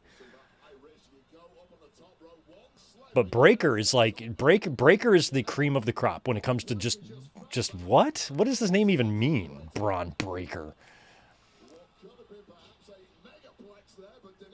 Sounds like something like a 10-year-old would come up with. Oh, wow. Right on. Go. Shout out to the old man, Sexy Ted Lasso. Hanging with the young buck here, and he almost beats him. Wow. Because they both have their running to the top rope moves. Breaker's got this Frankensteiner, and LA Knight's got the whatever the fuck he calls that.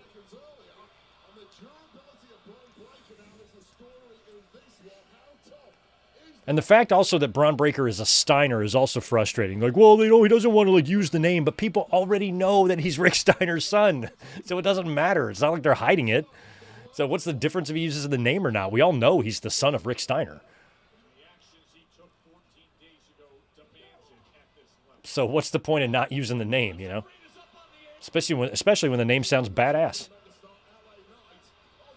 Nice. Oh, 23-mile-an-hour spear into the post.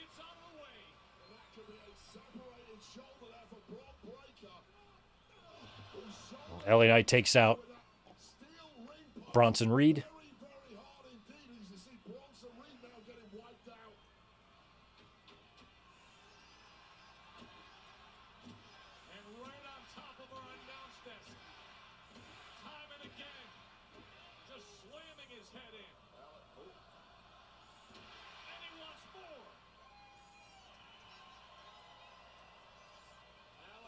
Chasing glory at this point, and looks unstoppable. Hunter Hearst Helmsley was also a stupid fucking name, but he shortened it to Triple H, which made it a little less stupid.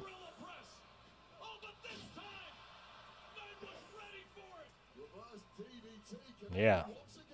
LA Knight countered out of the gorilla press into a reverse DDT, and now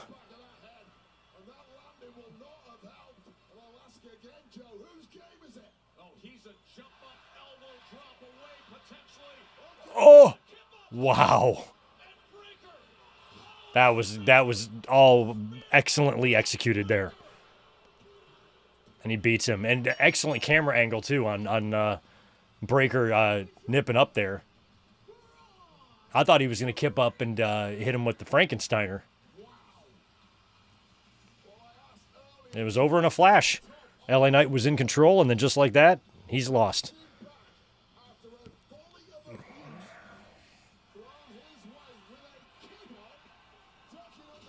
And then a spear.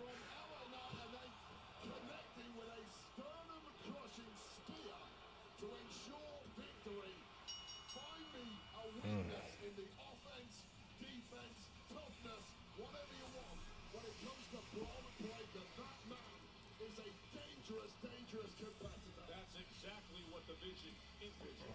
A scene like that. Big win for Breaker. Breaker. With 2 Ks. Who's that? Oh, just a random dude. Okay. Who are you guys? Okay, just 2 random dudes. Okay. Okay, now Pierce is going to walk up to Dom here and tell him it's going to be a triple threat, right? Look at that. Oh, yeah, see, Dom paid them all. What was that? I was just telling them that it's pretty crazy that they would do something like that. Yeah, it's crazy they would do that. I thought that they came up with all on their own because now Penta and Rusev are going to go after them, which is just, it's crazy to me. I didn't.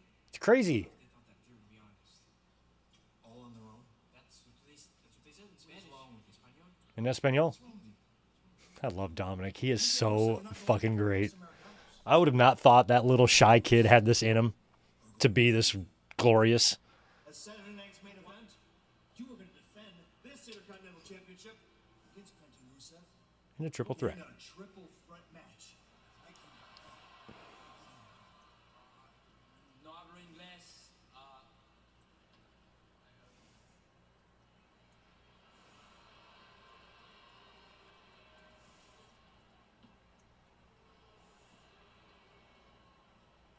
Man, look. I heard what you said, all right? You're my brother, man. Yeah, you're my brother. I love you. Both of our names are Uso. We look just alike. Good mic work. Didn't know which one of us was which until 2015, dog. You had a chance to throw me over that top rope, you would. You just didn't go that way. And that ain't my fault either. Yeah, it's a battle royal, son. So why come to me before the biggest match of my career? I think I betrayed you, man. You know, some real stuff, Boots. I got a lot on my plate, man. Roman, The Vision, CM Punk. If I could really rap, Boots, I ain't got a lot of real estate for no one left, man. Feel me? Yeah, you feel me? I feel you. Love you, man. Love you. So what's going to happen there? With Jimmy and Jay, they seem to have made up there, but I feel like Jimmy might now try to come out at Saturday night's main event and help Jay Uso if something happens out there, and maybe he costs Jay the match versus Punk. I don't know. All right, so oh yeah, this is going to be old Big Head here with your 33-pound head. Like Rock always said that Undertaker had a 33-pound head. I think JD McDonough has the 33-pound head over here.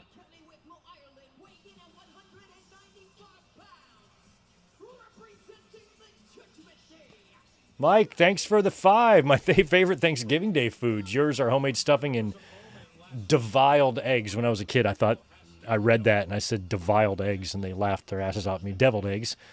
And Blue Jays are up 4-2. I don't love Thanksgiving food. I like turkey. I like a good turkey that's been properly cooked. I do like a lot of turkey. I like cranberry sauce, but the real cranberry sauce, not like that mushy fake kind. I'm talking about the real kind. And the way you can tell it's real is you'll see the lines from the can, in the cylinder of the cranberry jelly. That's how you know it's real. That's the good stuff. So I like that. I like turkey. I do like stuffing, but I don't like sweet potatoes and stuff. I can't eat like all that heavy, rich food. I don't love. I don't like if I my Thanksgiving plate would probably be like a lot of turkey with some gravy on it, some stuffing, and whatever vegetables I can find, carrots, green beans. But I don't want any green bean casserole. I don't want any casserole at all. I definitely want some of that real cranberry jelly with the circular lines from the can, the good stuff. I want some of that.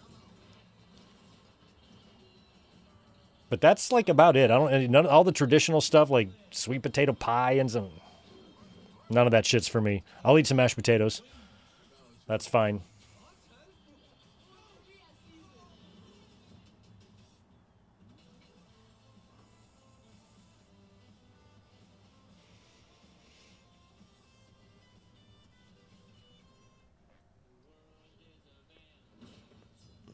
Mac and cheese. That's a good one.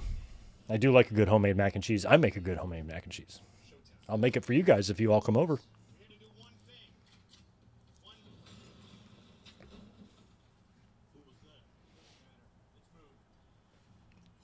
No, I don't love pumpkin pie. I don't like a lot of desserts like that.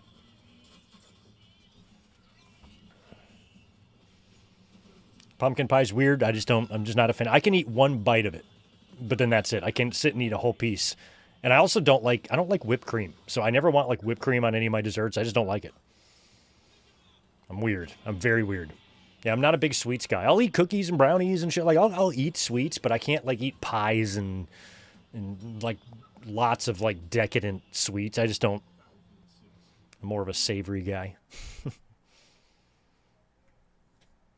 And I don't like really, really heavy food. Like I could just eat fish and vegetables all day, every day. I could just eat fish and vegetables, chicken and vegetables, just protein and vegetables. And then on nights that I'm more hungry, maybe some pasta, something like that. But I don't require a lot. Oh, I forgot about Blake Griffin.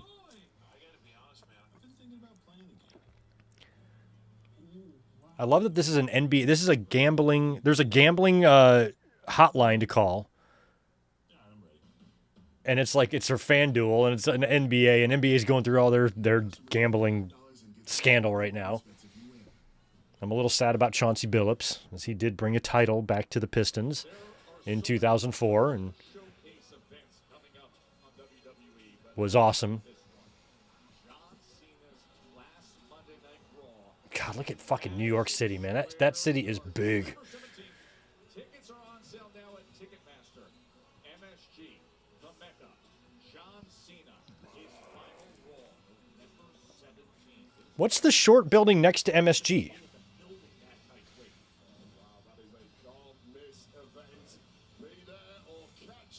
Or I guess that's all part of Madison Square Garden. I've never been to Madison Square Garden. I would like to go. I've only been to New York City once, which is crazy. So I need to go explore NYC one of these days.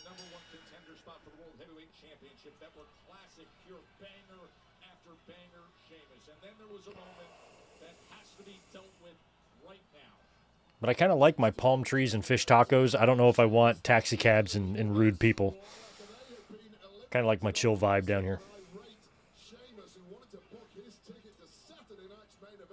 I don't even remember the part of the Battle Royal last week where Judgment Day came back in and eliminated Sheamus, but apparently they did. Ugh.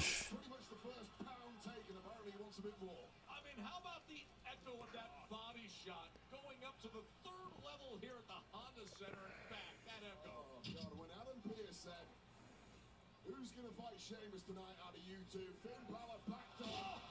A rather gung-ho JD McDonough said, yeah, no problem, I'll fight him. Well, guess what, JD McDonough? Oh, that's cool. Yeah, I really got it. I have to do that as a wrestling fan. I have to go to a wrestling show in Madison Square Garden. I just think that's something I got to cross off.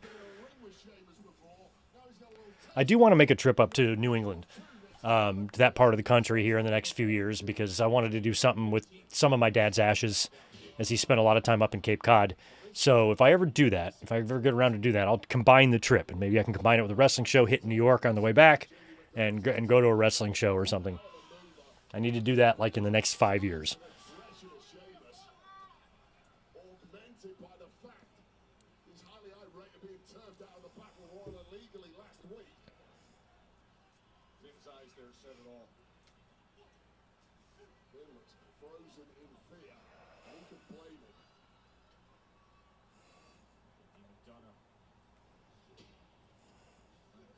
Something here against Sheamus, utilizing the speed, trying to utilize the skill as well.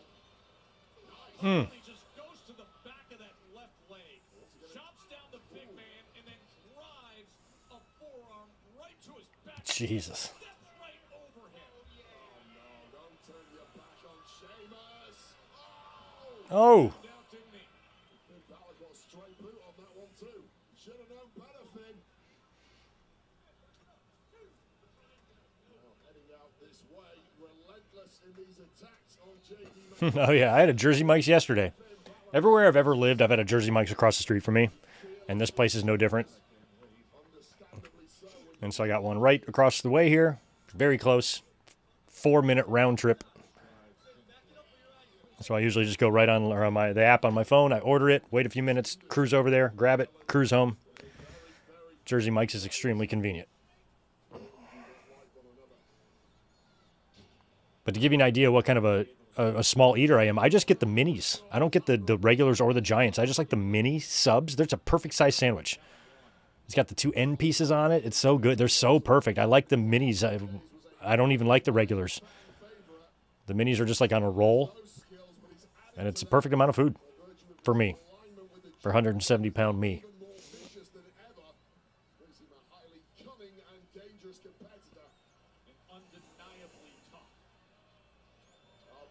Here we go. Here we go. Hit him in the head.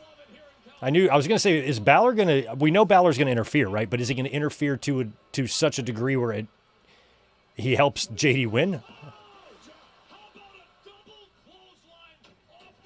Nothing makes me happier than a high-flying Sheamus. All right, we're going to go to a commercial break, or at least some of us are. I get commercials now on Netflix. They just bought their first home and are learning a lot. Thanks to Google, Pedro knows more than he wanted to about gravel. And Judy wouldn't call herself a plumber, but she dabbles. Wait, how do these things work together? Honey, I did it! So far, if they've learned one thing about home ownership, is that there's a lot to learn. Good thing you can just... Jesus Christ, Zach, if you're hammered, you will crush 2 giants are this fucking long, bro. What do? Relax your throat and make eye contact? Probably. You fucking anaconda that shit? Jesus, man.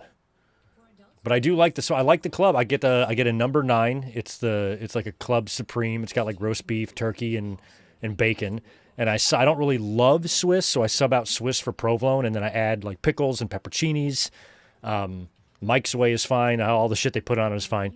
And then I usually get like maybe a little bit extra bacon on it. And it's like the perfect sandwich. I eat every single piece of it, and I get a giant drink, and then I'm good. That's in me. That's my fuel for the day. That's all I need. 2 giants. Jesus. It would take me 4 days to eat 2 giants.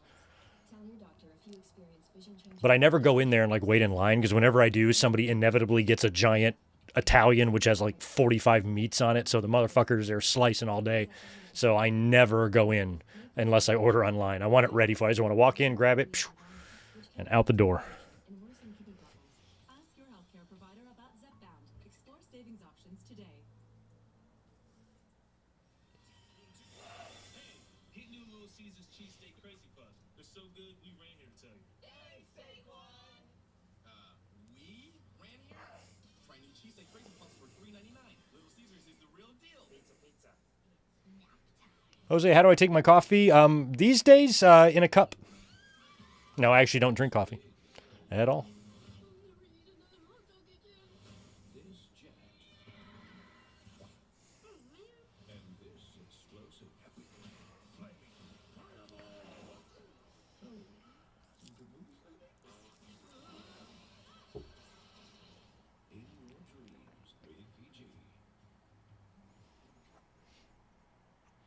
Sheamus thought he had things in control with that jump off the apron and double clothesline.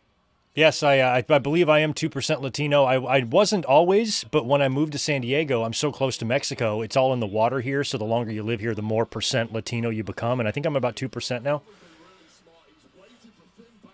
I'm hoping to be more. I've noticed my tolerance for spicy food is growing, so hopefully that just means I'm raising my Latino percentage. And sooner or later, I'll have myself a mamacita. Sheamus started with the knee, worked downwards from there. Keeping Sheamus down is a very, very difficult prospect, as JD McDonough is finding out. But he has been relentless with these attacks. Of course, Judgment Day trying to long-term put themselves in position for the tag team championships. But right I mean, it's been we're about 11 months in now, Battle Royal when Sheamus was or 10. And it's still a little hard to get used to these ads on the ring. Just crazy. General manager Adam Pearce wanted to see. Well, the fight JD has put up and I thought, oh, Ooh. dangerous landing there for both men, but smartly, JD McDonough managing to cling onto a rope at some point. You can see save himself. Nice punt kick. Sheamus limping out on the floor, and now the moonsault from McDonough. Just picture perfect moonsault there from JD McDonough after that boot to the chest. Reminiscent of Robbie Keane, an ex-LA Galaxy player from Ireland. And now Robbie Keane, he's from Cobra Kai. What are you talking about? McDonough. God, the ease in which McDonough delivered that 450. It's just so funny how like a move like that is common. If I saw if 16-year-old me sees a 450, I literally shit out a live litter of kittens, you know, in amazement. But now it's just like most guys can do one, and the super athletic guys just do it with such minimal effort. I mean, that was just so perfectly done, and it's a move that is now so routine that used to be a mind blower just 30 years ago or less. You want to test the punch and kick resistance of Sheamus. You want to know if he can withstand it when he looks at you and says, come on. Thanks for the $2, Mike Witt. I meet celebrities all the time at my restaurant. I just held a party for David Justice last weekend. Posted a picture with me and him and everything. Right there. Place one here now. Ugh. What that does to an opponent mentally. You can't hurt me. That's the message. JD now realizes it. Jesus. And those routes are just growing by the second. Plus, my restaurant, we also cook for we cook meals for Tony Hawk. We make his food for him. So he has got like a personal trainer. He's on like a regimented workout and diet and everything. And we work directly with them and we make his food and we drive it over to Tony Hawk's house once a week. It's awesome. He tried to line up 10 feet to the boundary earlier. JD My hands touch Tony Hawk's food. knowing what an Irish drum This finger like it feels like didn't want to touched it. become one. Looking for a quick one here. This brawl is just another night in Ireland. These two doing that Ireland pride. Are they ever? Sheamus looking to deliver more. Oh, muscle him up though. Good job. I don't know if Sheamus was this spot planned the whole time. Sheamus looked like he dropped him in the press and then muscled him up.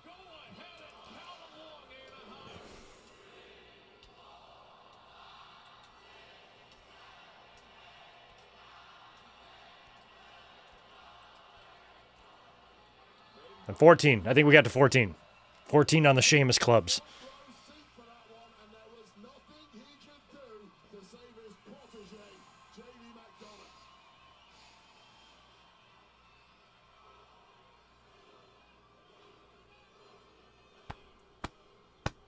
Bro, kick him to hell.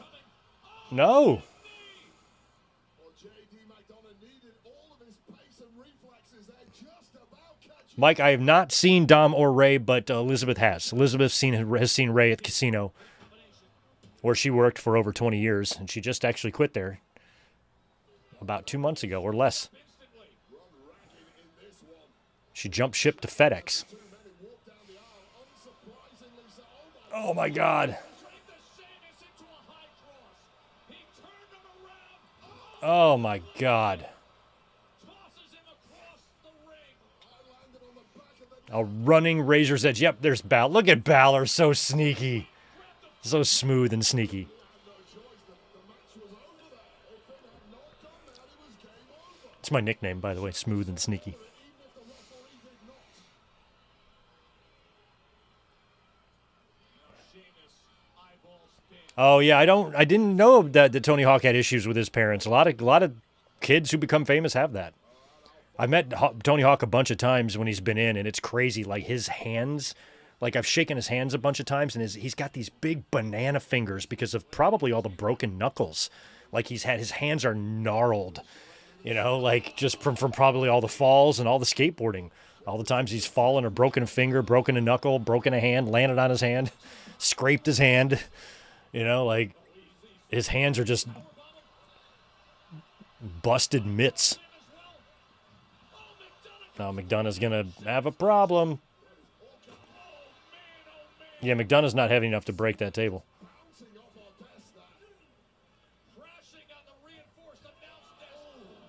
How is that Prime station staying standing? Ribcage and JD McDonough ate all of that against our security barrier, which did not move at all. I guarantee JD McDonough's ribs did. It went up. Oh, Finn attacks with the shillelagh. The referee didn't see any of it. How smart was that from Finn Balor? And now JD looking to pounce here. What is this, a Spanish fly? Jesus Christ. God. Sheamus with a top rope Spanish fly or taking him. Is he going to lose too? He is. JD McDonough with a big, massive win there.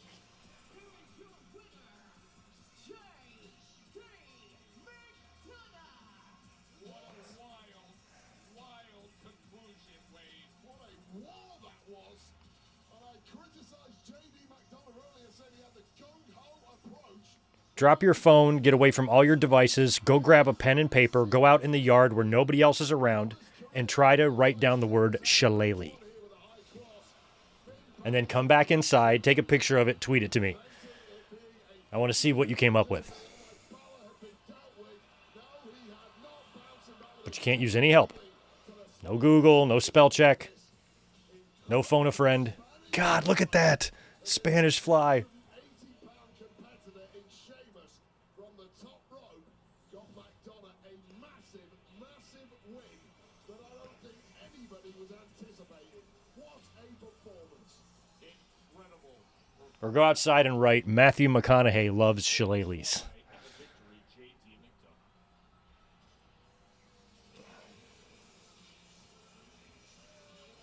Let's change pace a little here and take it back to last week. A women's intercontinental I am intrigued about this women's tag match being the main event. on the champ, Becky Lynch. And astoundingly, Maxine Dupree completely dominating an out-of-sorts Lynch.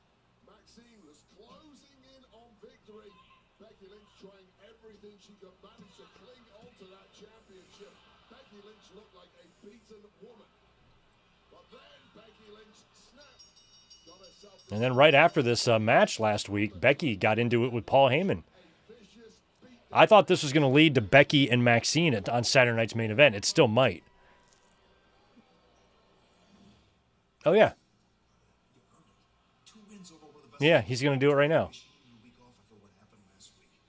Regardless of that, 2 wins over the women's Intercontinental champion means the 3rd time you beat each other, right? And you earned it. So when am I making it official? Thank you. I really appreciate that. And I'm so grateful for the opportunity. I know that those are. I love Maxine. She's great. But I just don't want it to go to waste. What are you saying? No, listen. I want this match so badly. I need this more than anything in the world. Okay, but after what happened last week with Becky, I think I need to call a friend and Call a friend. confirm that I'm prepared for anything she throws my way. And when I'm ready, which I will be, I will step in that ring and I will take the Women's Intercontinental Championship off of Becky Lynch's waist. And I will give her and the rest of the world the biggest shock of their life. So you're just planning ahead. Yes. Good, I like it. So it's official. Eventually. Look, bottom line here is you call me when you're ready, and we'll make it happen. You earned it. Okay? Deal? Deal. Okay, so Adam Pearce is going to give her a title shot, but it's not going to be on Saturday night's main event. He's basically like, whenever you're ready. And Maxine wants to call a friend. Who's she talking about? Natalia? Alexa Bliss. Ladies, first off, congratulations. Today is 85 days as tag team champions, and you two defend these titles non-stop. You are true fighting champions. So I guess my question is, why accept this impromptu challenge from Lyra and Bailey? Well, we never back down from a challenge. It doesn't matter if it's Raw, SmackDown, NXT. If anyone wants to fight, all they have to do is ask. Not that I'm keeping tabs or anything, but I'm about to make history again. I mean, I know I gotta work on that word. We're about to make history again because we are 2 victories away from having the most women's tag team title defenses in history. Really? I forgot when they even won the belt. Did they win the belts at WrestleMania? That's how long it's been? In the title match tonight, Bailey and the Liar don't deserve those titles. And neither do you. I love that Asuka is just like Japanese Karen. She's great. I've changed. I've changed, and I'd be honored. We would be honored to face the 2 of you. Oh. I've changed too. And you are not ready for us.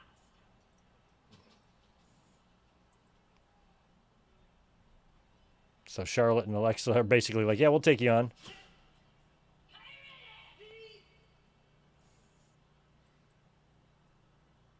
Kyrie found a cocktail umbrella big enough to fit over her head. The WWE Women's Tag Team Championship match. Charlotte Flair, Alexa Bliss, Bailey, and Lyra Valkyria. Coming your way. Lyra Valkyria is another one of them names. I just think it's so stupid. It's just throw it on the Roman Reigns and Braun Breaker pile. My God. How dumb can you be?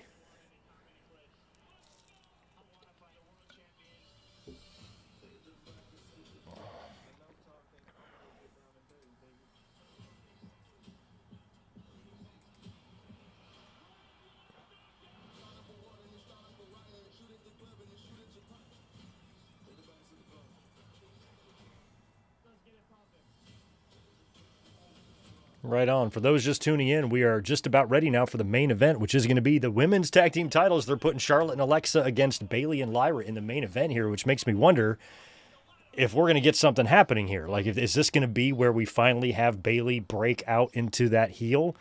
Like, is she going to go heel here at the end and annihilate Lyra and debut some new character? Like, I feel like that's what's going to happen here if this match is in the main event. Either that or we're going to get a title change. But I'm not feeling a title change here. I'm feeling more problems between Bailey and Lyra. And I think Bailey is going to go schizo and do something.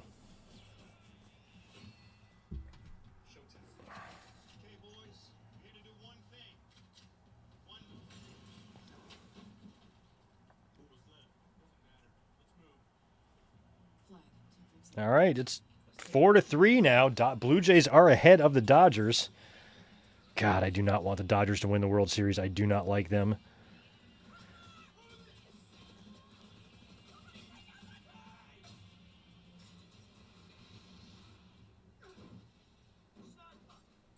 Looks like LA might be at the plate at the moment, though, with 1 out and 1 man on second base.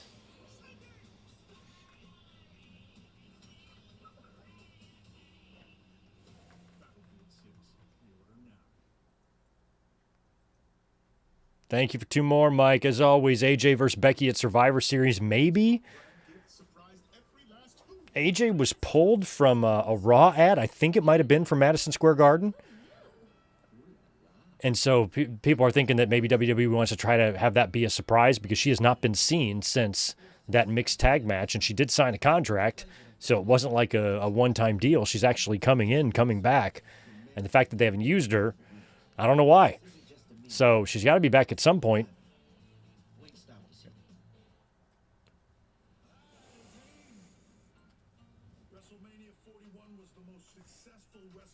All right, here's a WrestleMania ad right here, but this is during the commercial break. So we haven't gotten, I thought WWE might give us an answer as to what all those teaser ads are for, or teaser videos are for on their social media.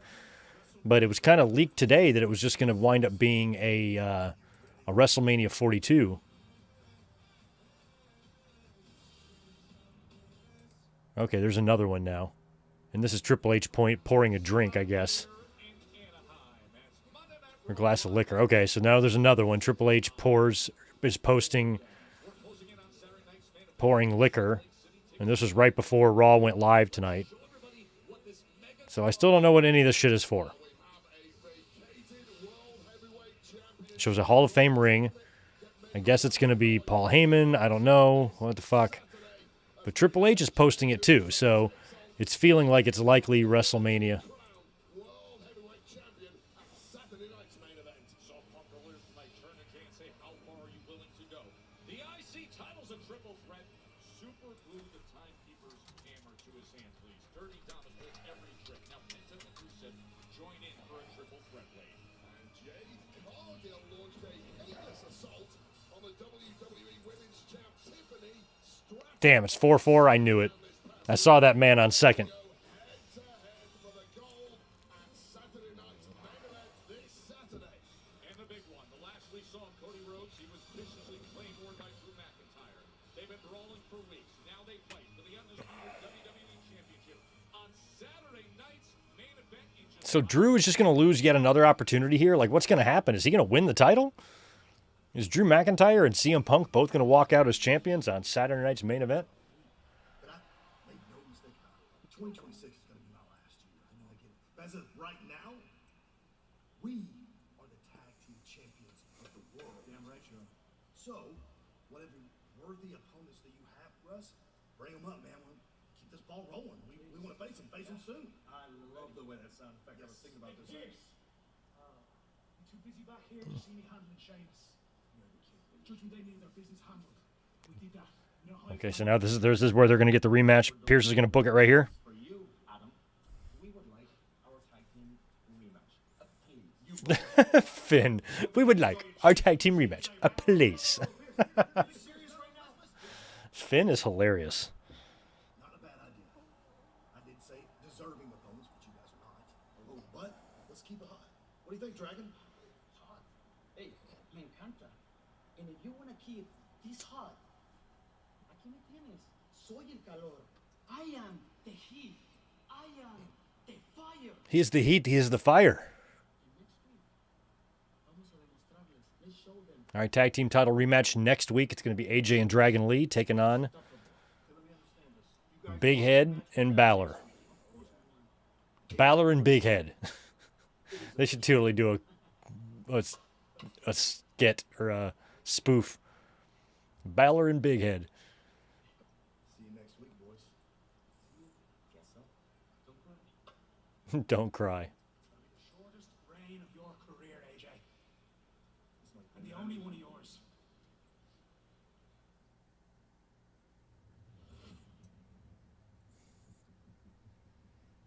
Yeah, I thought maybe the original video was Gunther as well, but then, what's with the... Oh, there we go. So we just got a poker chip. And it said 26. What the... Oh, it was 26 next year. Okay, so all of this bullshit is just to reveal what we already know, that WrestleMania is going to be in Vegas. We know that. They already announced that. They just showed it in a fucking commercial. So is there somebody attached to this? Like, is the Hall of Fame ring just Triple H, and then he's, we're here, what we do? Or is there somebody else? Is it The Rock? Is it, what the fuck is it? The WWE Women's Tag Team Championship match. Charlotte Flair and Alexa Bliss looking to defend against Bayley and Lyra Valkyria. All right. Title match. We're going to go to another commercial now. So, yeah, that first video, people were like, oh, that's Gunther. Well, Gunther doesn't even like to wear socks, because I've made fun of him for that. But even if it was Gunther, like, well, then what are the other ones? They all got to be connected. They're not about different things, are they? So I think it's all about the same thing. And when you have the Hall of Fame ring, that's either Triple H or it could be Paul Heyman.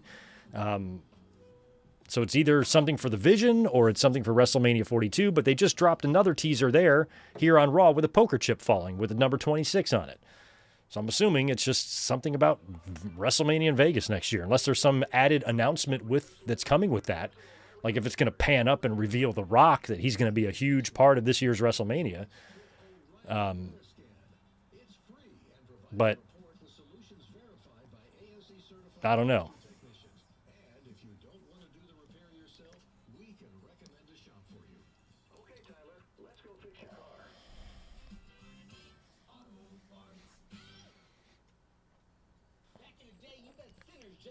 Yeah, Doug, sorry I didn't really announce this. I decided we were going to go live for Raw an hour before we went live. I was like, this is what I should probably do. And I'm thinking we might do this more often on Monday nights, unless there's a really, really big Raw planned and we know it's going to be a big show. Then I'll do a review. But on weeks where it just might be like, nothing really too crazy is going to happen, we'll come up and do a watch along because Elizabeth now has a different schedule. She has changed jobs, and she now works Mondays during the day, and she gets home at night. So it would be best for me to get this done now, so I can, hang out with her at night. But then nights that we still have a really big Raw, big title match, or we know some big shit is going to go down, especially during like WrestleMania season, then we'll do reviews. But I think we might start doing Raw watch-alongs. So if you guys are into this, if you want to see more of these on Mondays, I'll start doing them because I'm here essentially by myself. And then I wouldn't have to stick around and do a review. We could just talk about it briefly and call it a day. So we might go back to doing more of these. We could do one next week if you want.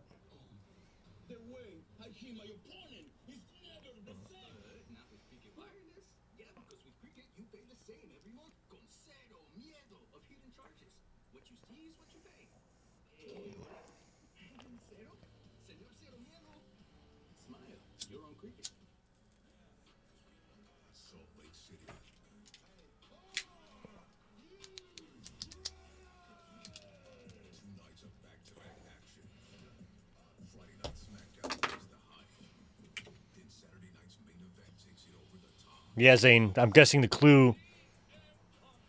Oh, so maybe the big reveal is after the match. Maybe that's what this is about. Because it's weird that if this turns out to be for WrestleMania, it's weird that they're like teasing us like there's something big to reveal. We already know it's in Vegas. So what are they teasing? Otherwise, they're just teasing you for no reason. Like, that's got to be something. There's got to be somebody there. It's a Hall of Fame ring, so is this going to be like the host of WrestleMania? Like, what big legend, Hall of Fame legend is out there that could be a part of this WrestleMania that would wear slacks and shit? Like, I don't know. Is it like Shawn? Is it Batista? Like, is it The Rock? In the one promo today with the hands like crossed, they were kind of like fat hands, so it looked like it was Paul Heyman to me. Those big fat mitts. So yeah, maybe after this tag team match we get a big reveal, but the fact that this tag match is the main event is making me think there's going to be some sort of an angle with Bayley here. Okay, so it's Stephanie and Nikki versus Roxanne and Raquel next week. Official.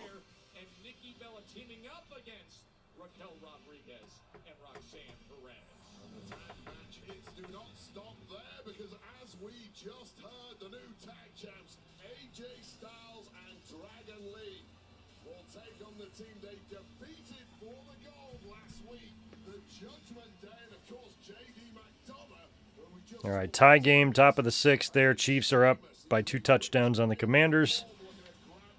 Are the Pistons winning? They're not playing.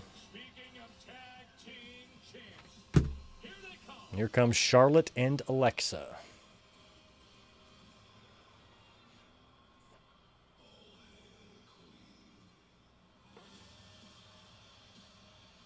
Her outfits are so obnoxious. So many feathers.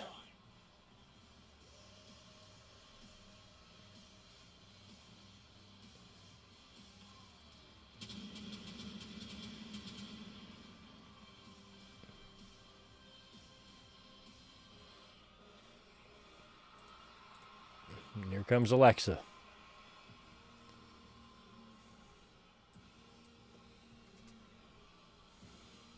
Alexa Bliss and Charlotte Flair, the champs. They've gone from the most unlikely pairing earlier this year to now friends beyond the ring, blowing up on social media. They were at a recent Halloween party that had them crushing it. Bliss dressed as a vampire, Charlotte sporting the iridescent fairy wings and face gem dressed as a fairy. They're loving hanging out together. Well, they are an odd couple tag team that somehow have persevered, made it work, and climbed right to the very top of the mountain, grabbing gold in the process. And when you look across the ring from them tonight, can another odd couple tag team who've had a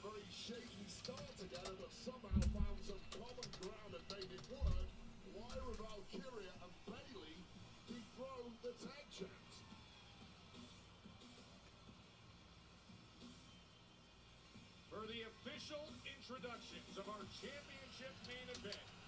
Here's Alicia Taylor.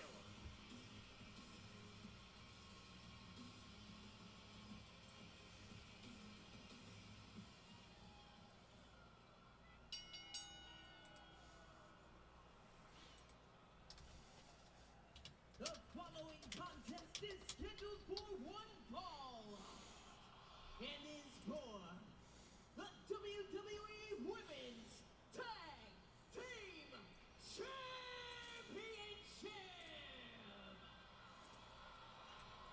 Introducing first, the challengers, the team of Lyra Valkyria and Bailey.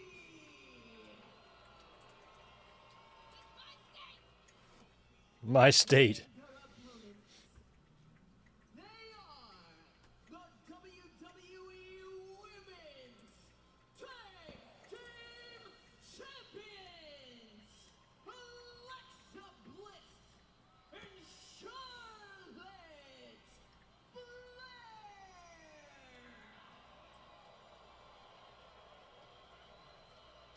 I'm definitely rooting for Charlotte and Alexa in this. Fifth defense in this current reign. So nice to see Charlotte doing something that just isn't so fucking annoying, you know? Like, this is so much better. Her teaming with Alexa and being able to play off each other and just not sitting at the top A spectacular evening of and doing nothing but sitting at the top. right here with the Women's Tag Team Championship match. Wait, as we are underway, and Bailey and Is that what we're doing here? The War Games match for the women: AJ, Io, Rhea, Charlotte, Alexa versus Becky, Asuka, Kyrie, Roxanne, and Raquel. Greatest resumes of any Could be. in history. Combined 19 world championships between them. And you just know if they can click as they have done over the past couple of months, they may well be unstoppable. you sit there and you say you got a 14-time world champion and a 5-time world champion. Wow, Alexa, jeez.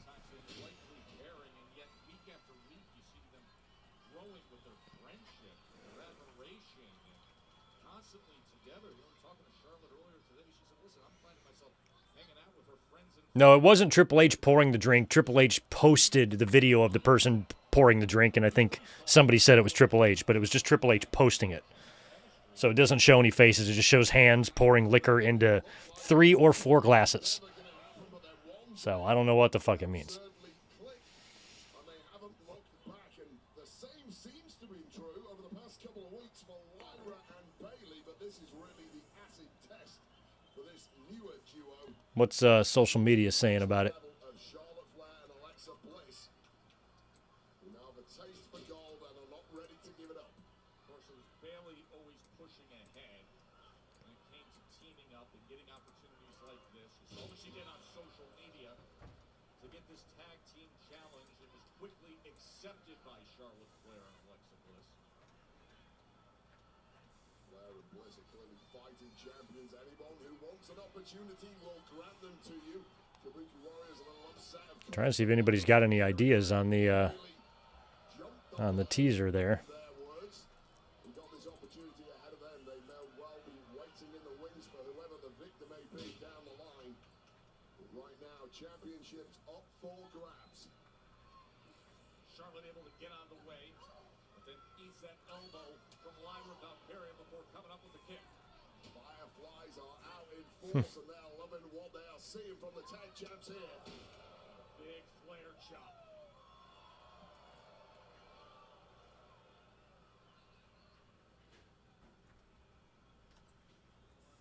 Flair dominating the early goings here, controlling the pace of the match against the less experienced Lyra Valkyria.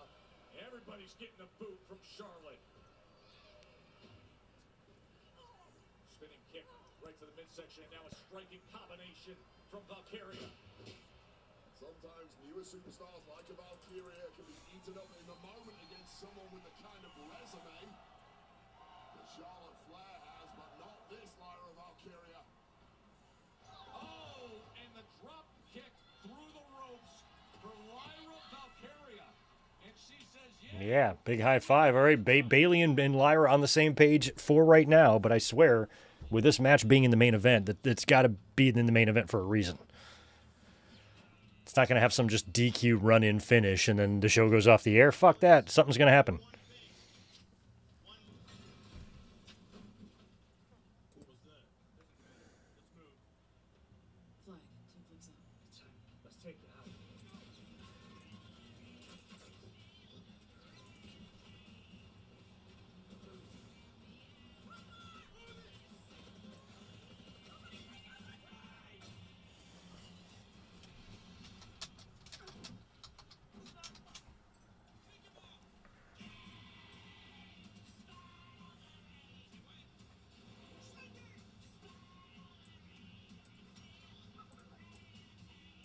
Yeah, Billy Corgan, we know. Despite all your rage, you're just a rat in a cage. You're also tall and weird. Along with being a rat in a cage. Tall and weird, I would say. Also fits.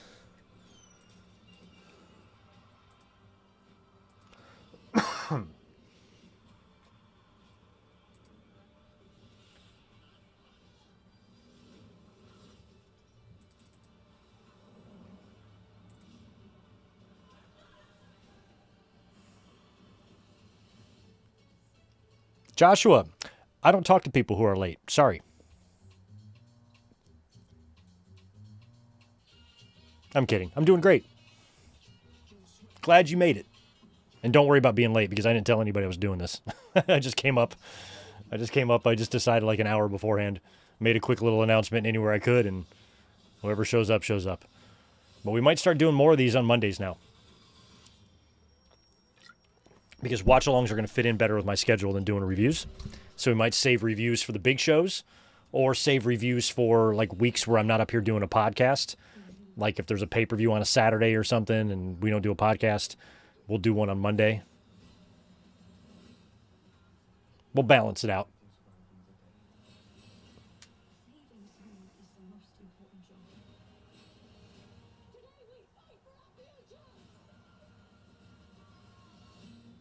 Oh, I forgot about Stephen Flo. He was famous for 9.5 seconds. Women's Tag Team Champions Stephen Flo. So good. Bailey and Lyra Valkyrie, the unique relationship that has been developed in recent months. They wanted it, they're getting it. Charlotte Flair and Alexa Bliss. Oh, my God. Except the challenge is now Bliss is being stretched out by Lyra Valkyrie. That is a very torturous, yet sexy hold. But very torturous.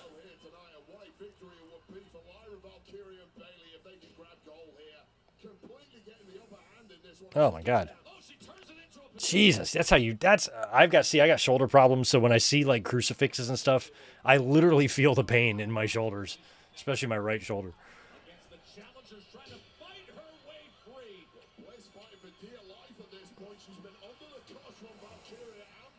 They put me under the microscope, checked out my shoulder nice and good. They said I don't need surgery for it, but they did recommend some PT.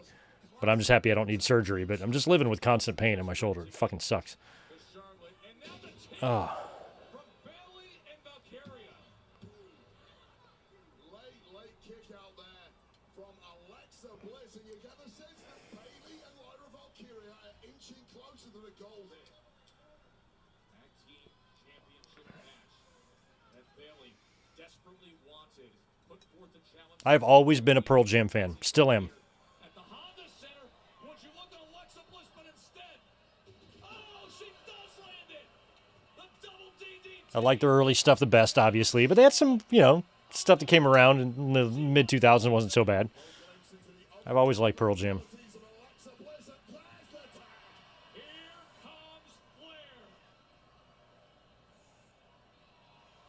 Jesus.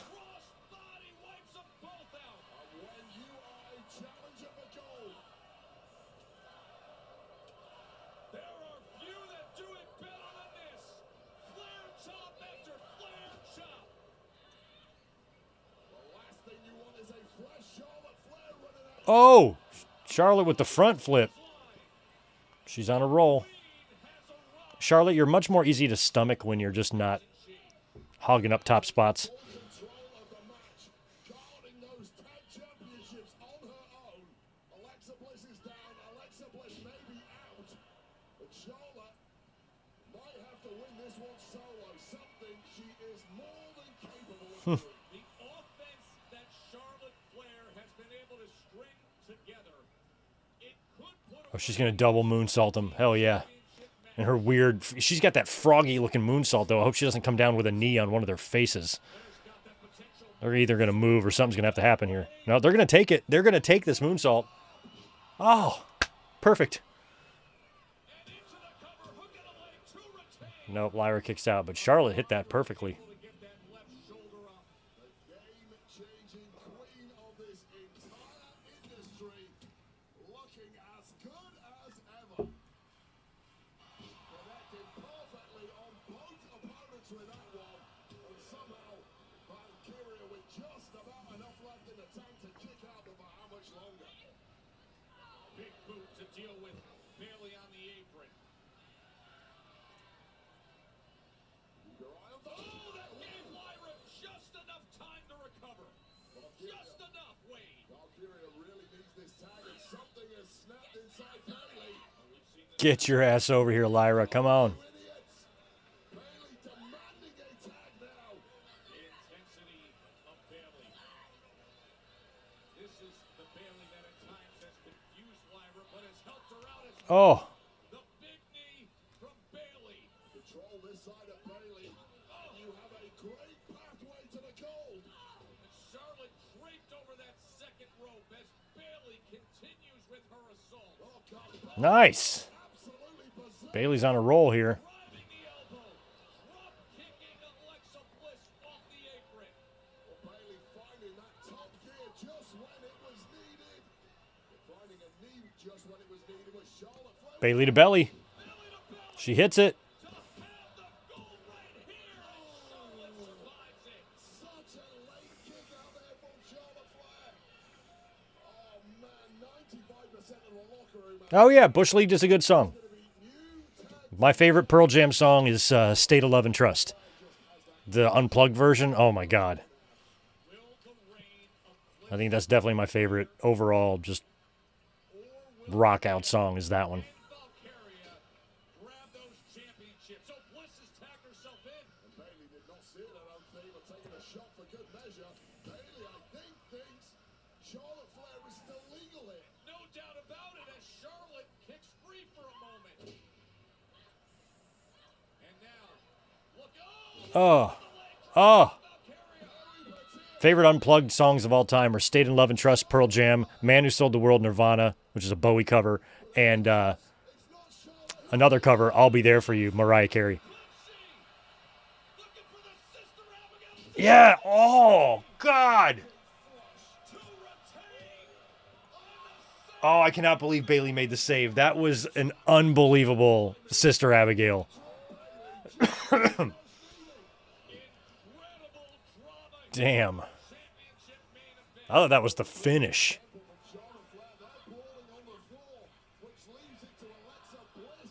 Or not I'll Be There For I'll Be There by Mariah Carey is what I meant to say. The sister Abigail DDT. Oh, she's going up top. She's going up top. Maybe looking Uh. for Twisted Bliss, but instead Lyra able to get to her feet. Oh, she's really far. Lyra caught her. Lyra, That is strength. look at the dynamic. Look at that driver. My God. The ring is hit, and now the save by Oh, my. Alexa. Oh, my God. Her hair is stuck. Oh, shit. Oh, shit. Oh, shit. We got a major problem here, guys. We have a major problem going on. Did they get out? Yep, they got out. Oh, no. Something happened to Lyra, though. Lyra's hair got stuck in Alexa's gear, and something is wrong. They were stuck together. I don't know if she ripped out some. I don't know what she did, but she got her hair ripped out or something. Oh my God! Here comes Bailey. ground and pound by Bailey, and now Charlotte turns it around. What an absolute slugfest. Nothing That's like when remember Sean got his shit caught in the grating when he was making his entrance, and he just had to ditch it.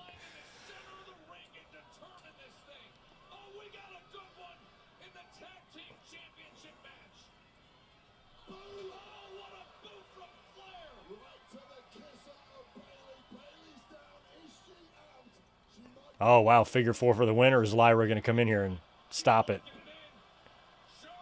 Figure eight. She doesn't even have that leg applied properly there. Lyra's coming in, I feel like. Camera shot's way too tight. Nope, she won't let her tap.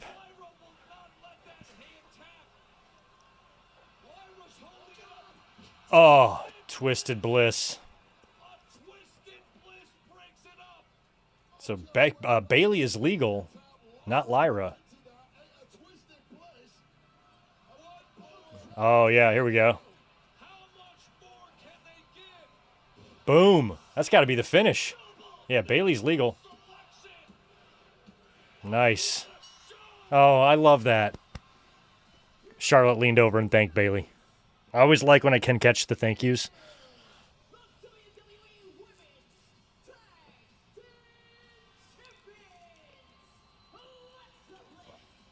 That was actually very good. That was a very good tag team match.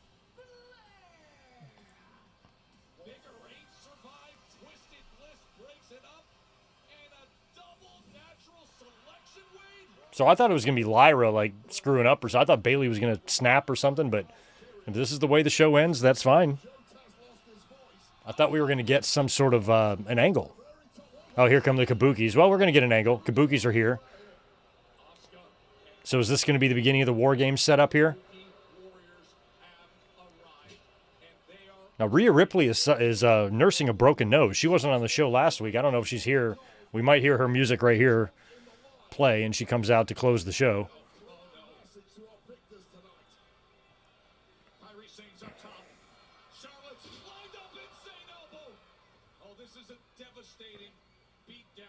I mean, this is the closing angle of the show here. So is this all that's going to happen? Is the Kabukis are just going to stand tall?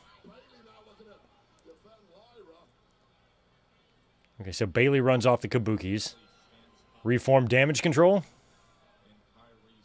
Is Bailey going to turn on Lyra here? She's going to turn on Lyra. She's going to have to turn on Lyra.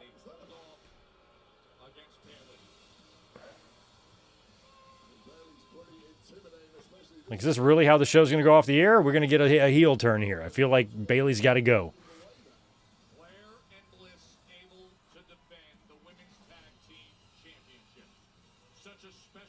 Okay, that's what, yeah, so Alexa did have to take something off of her there.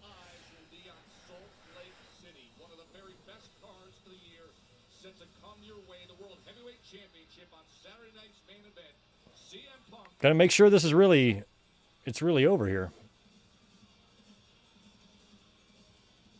I guess it is. Okay, we did not get some big crazy closing angle. It was just a match, but luckily it was a damn good one, and I'm happy they closed with that. It was really good. So sweet. There's a wrap on Monday Night Raw. What do you guys think? I'd give it an okay grade. It wasn't the best show or most newsworthy show, but that tag team main event was tremendous. I really enjoyed that.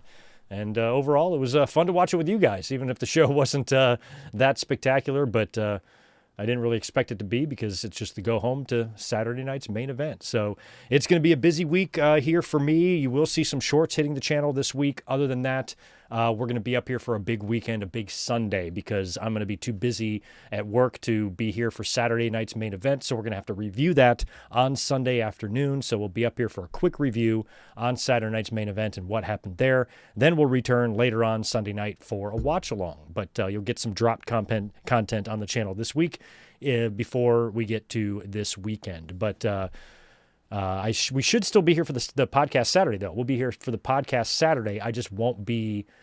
Well, actually, no, I'm sorry.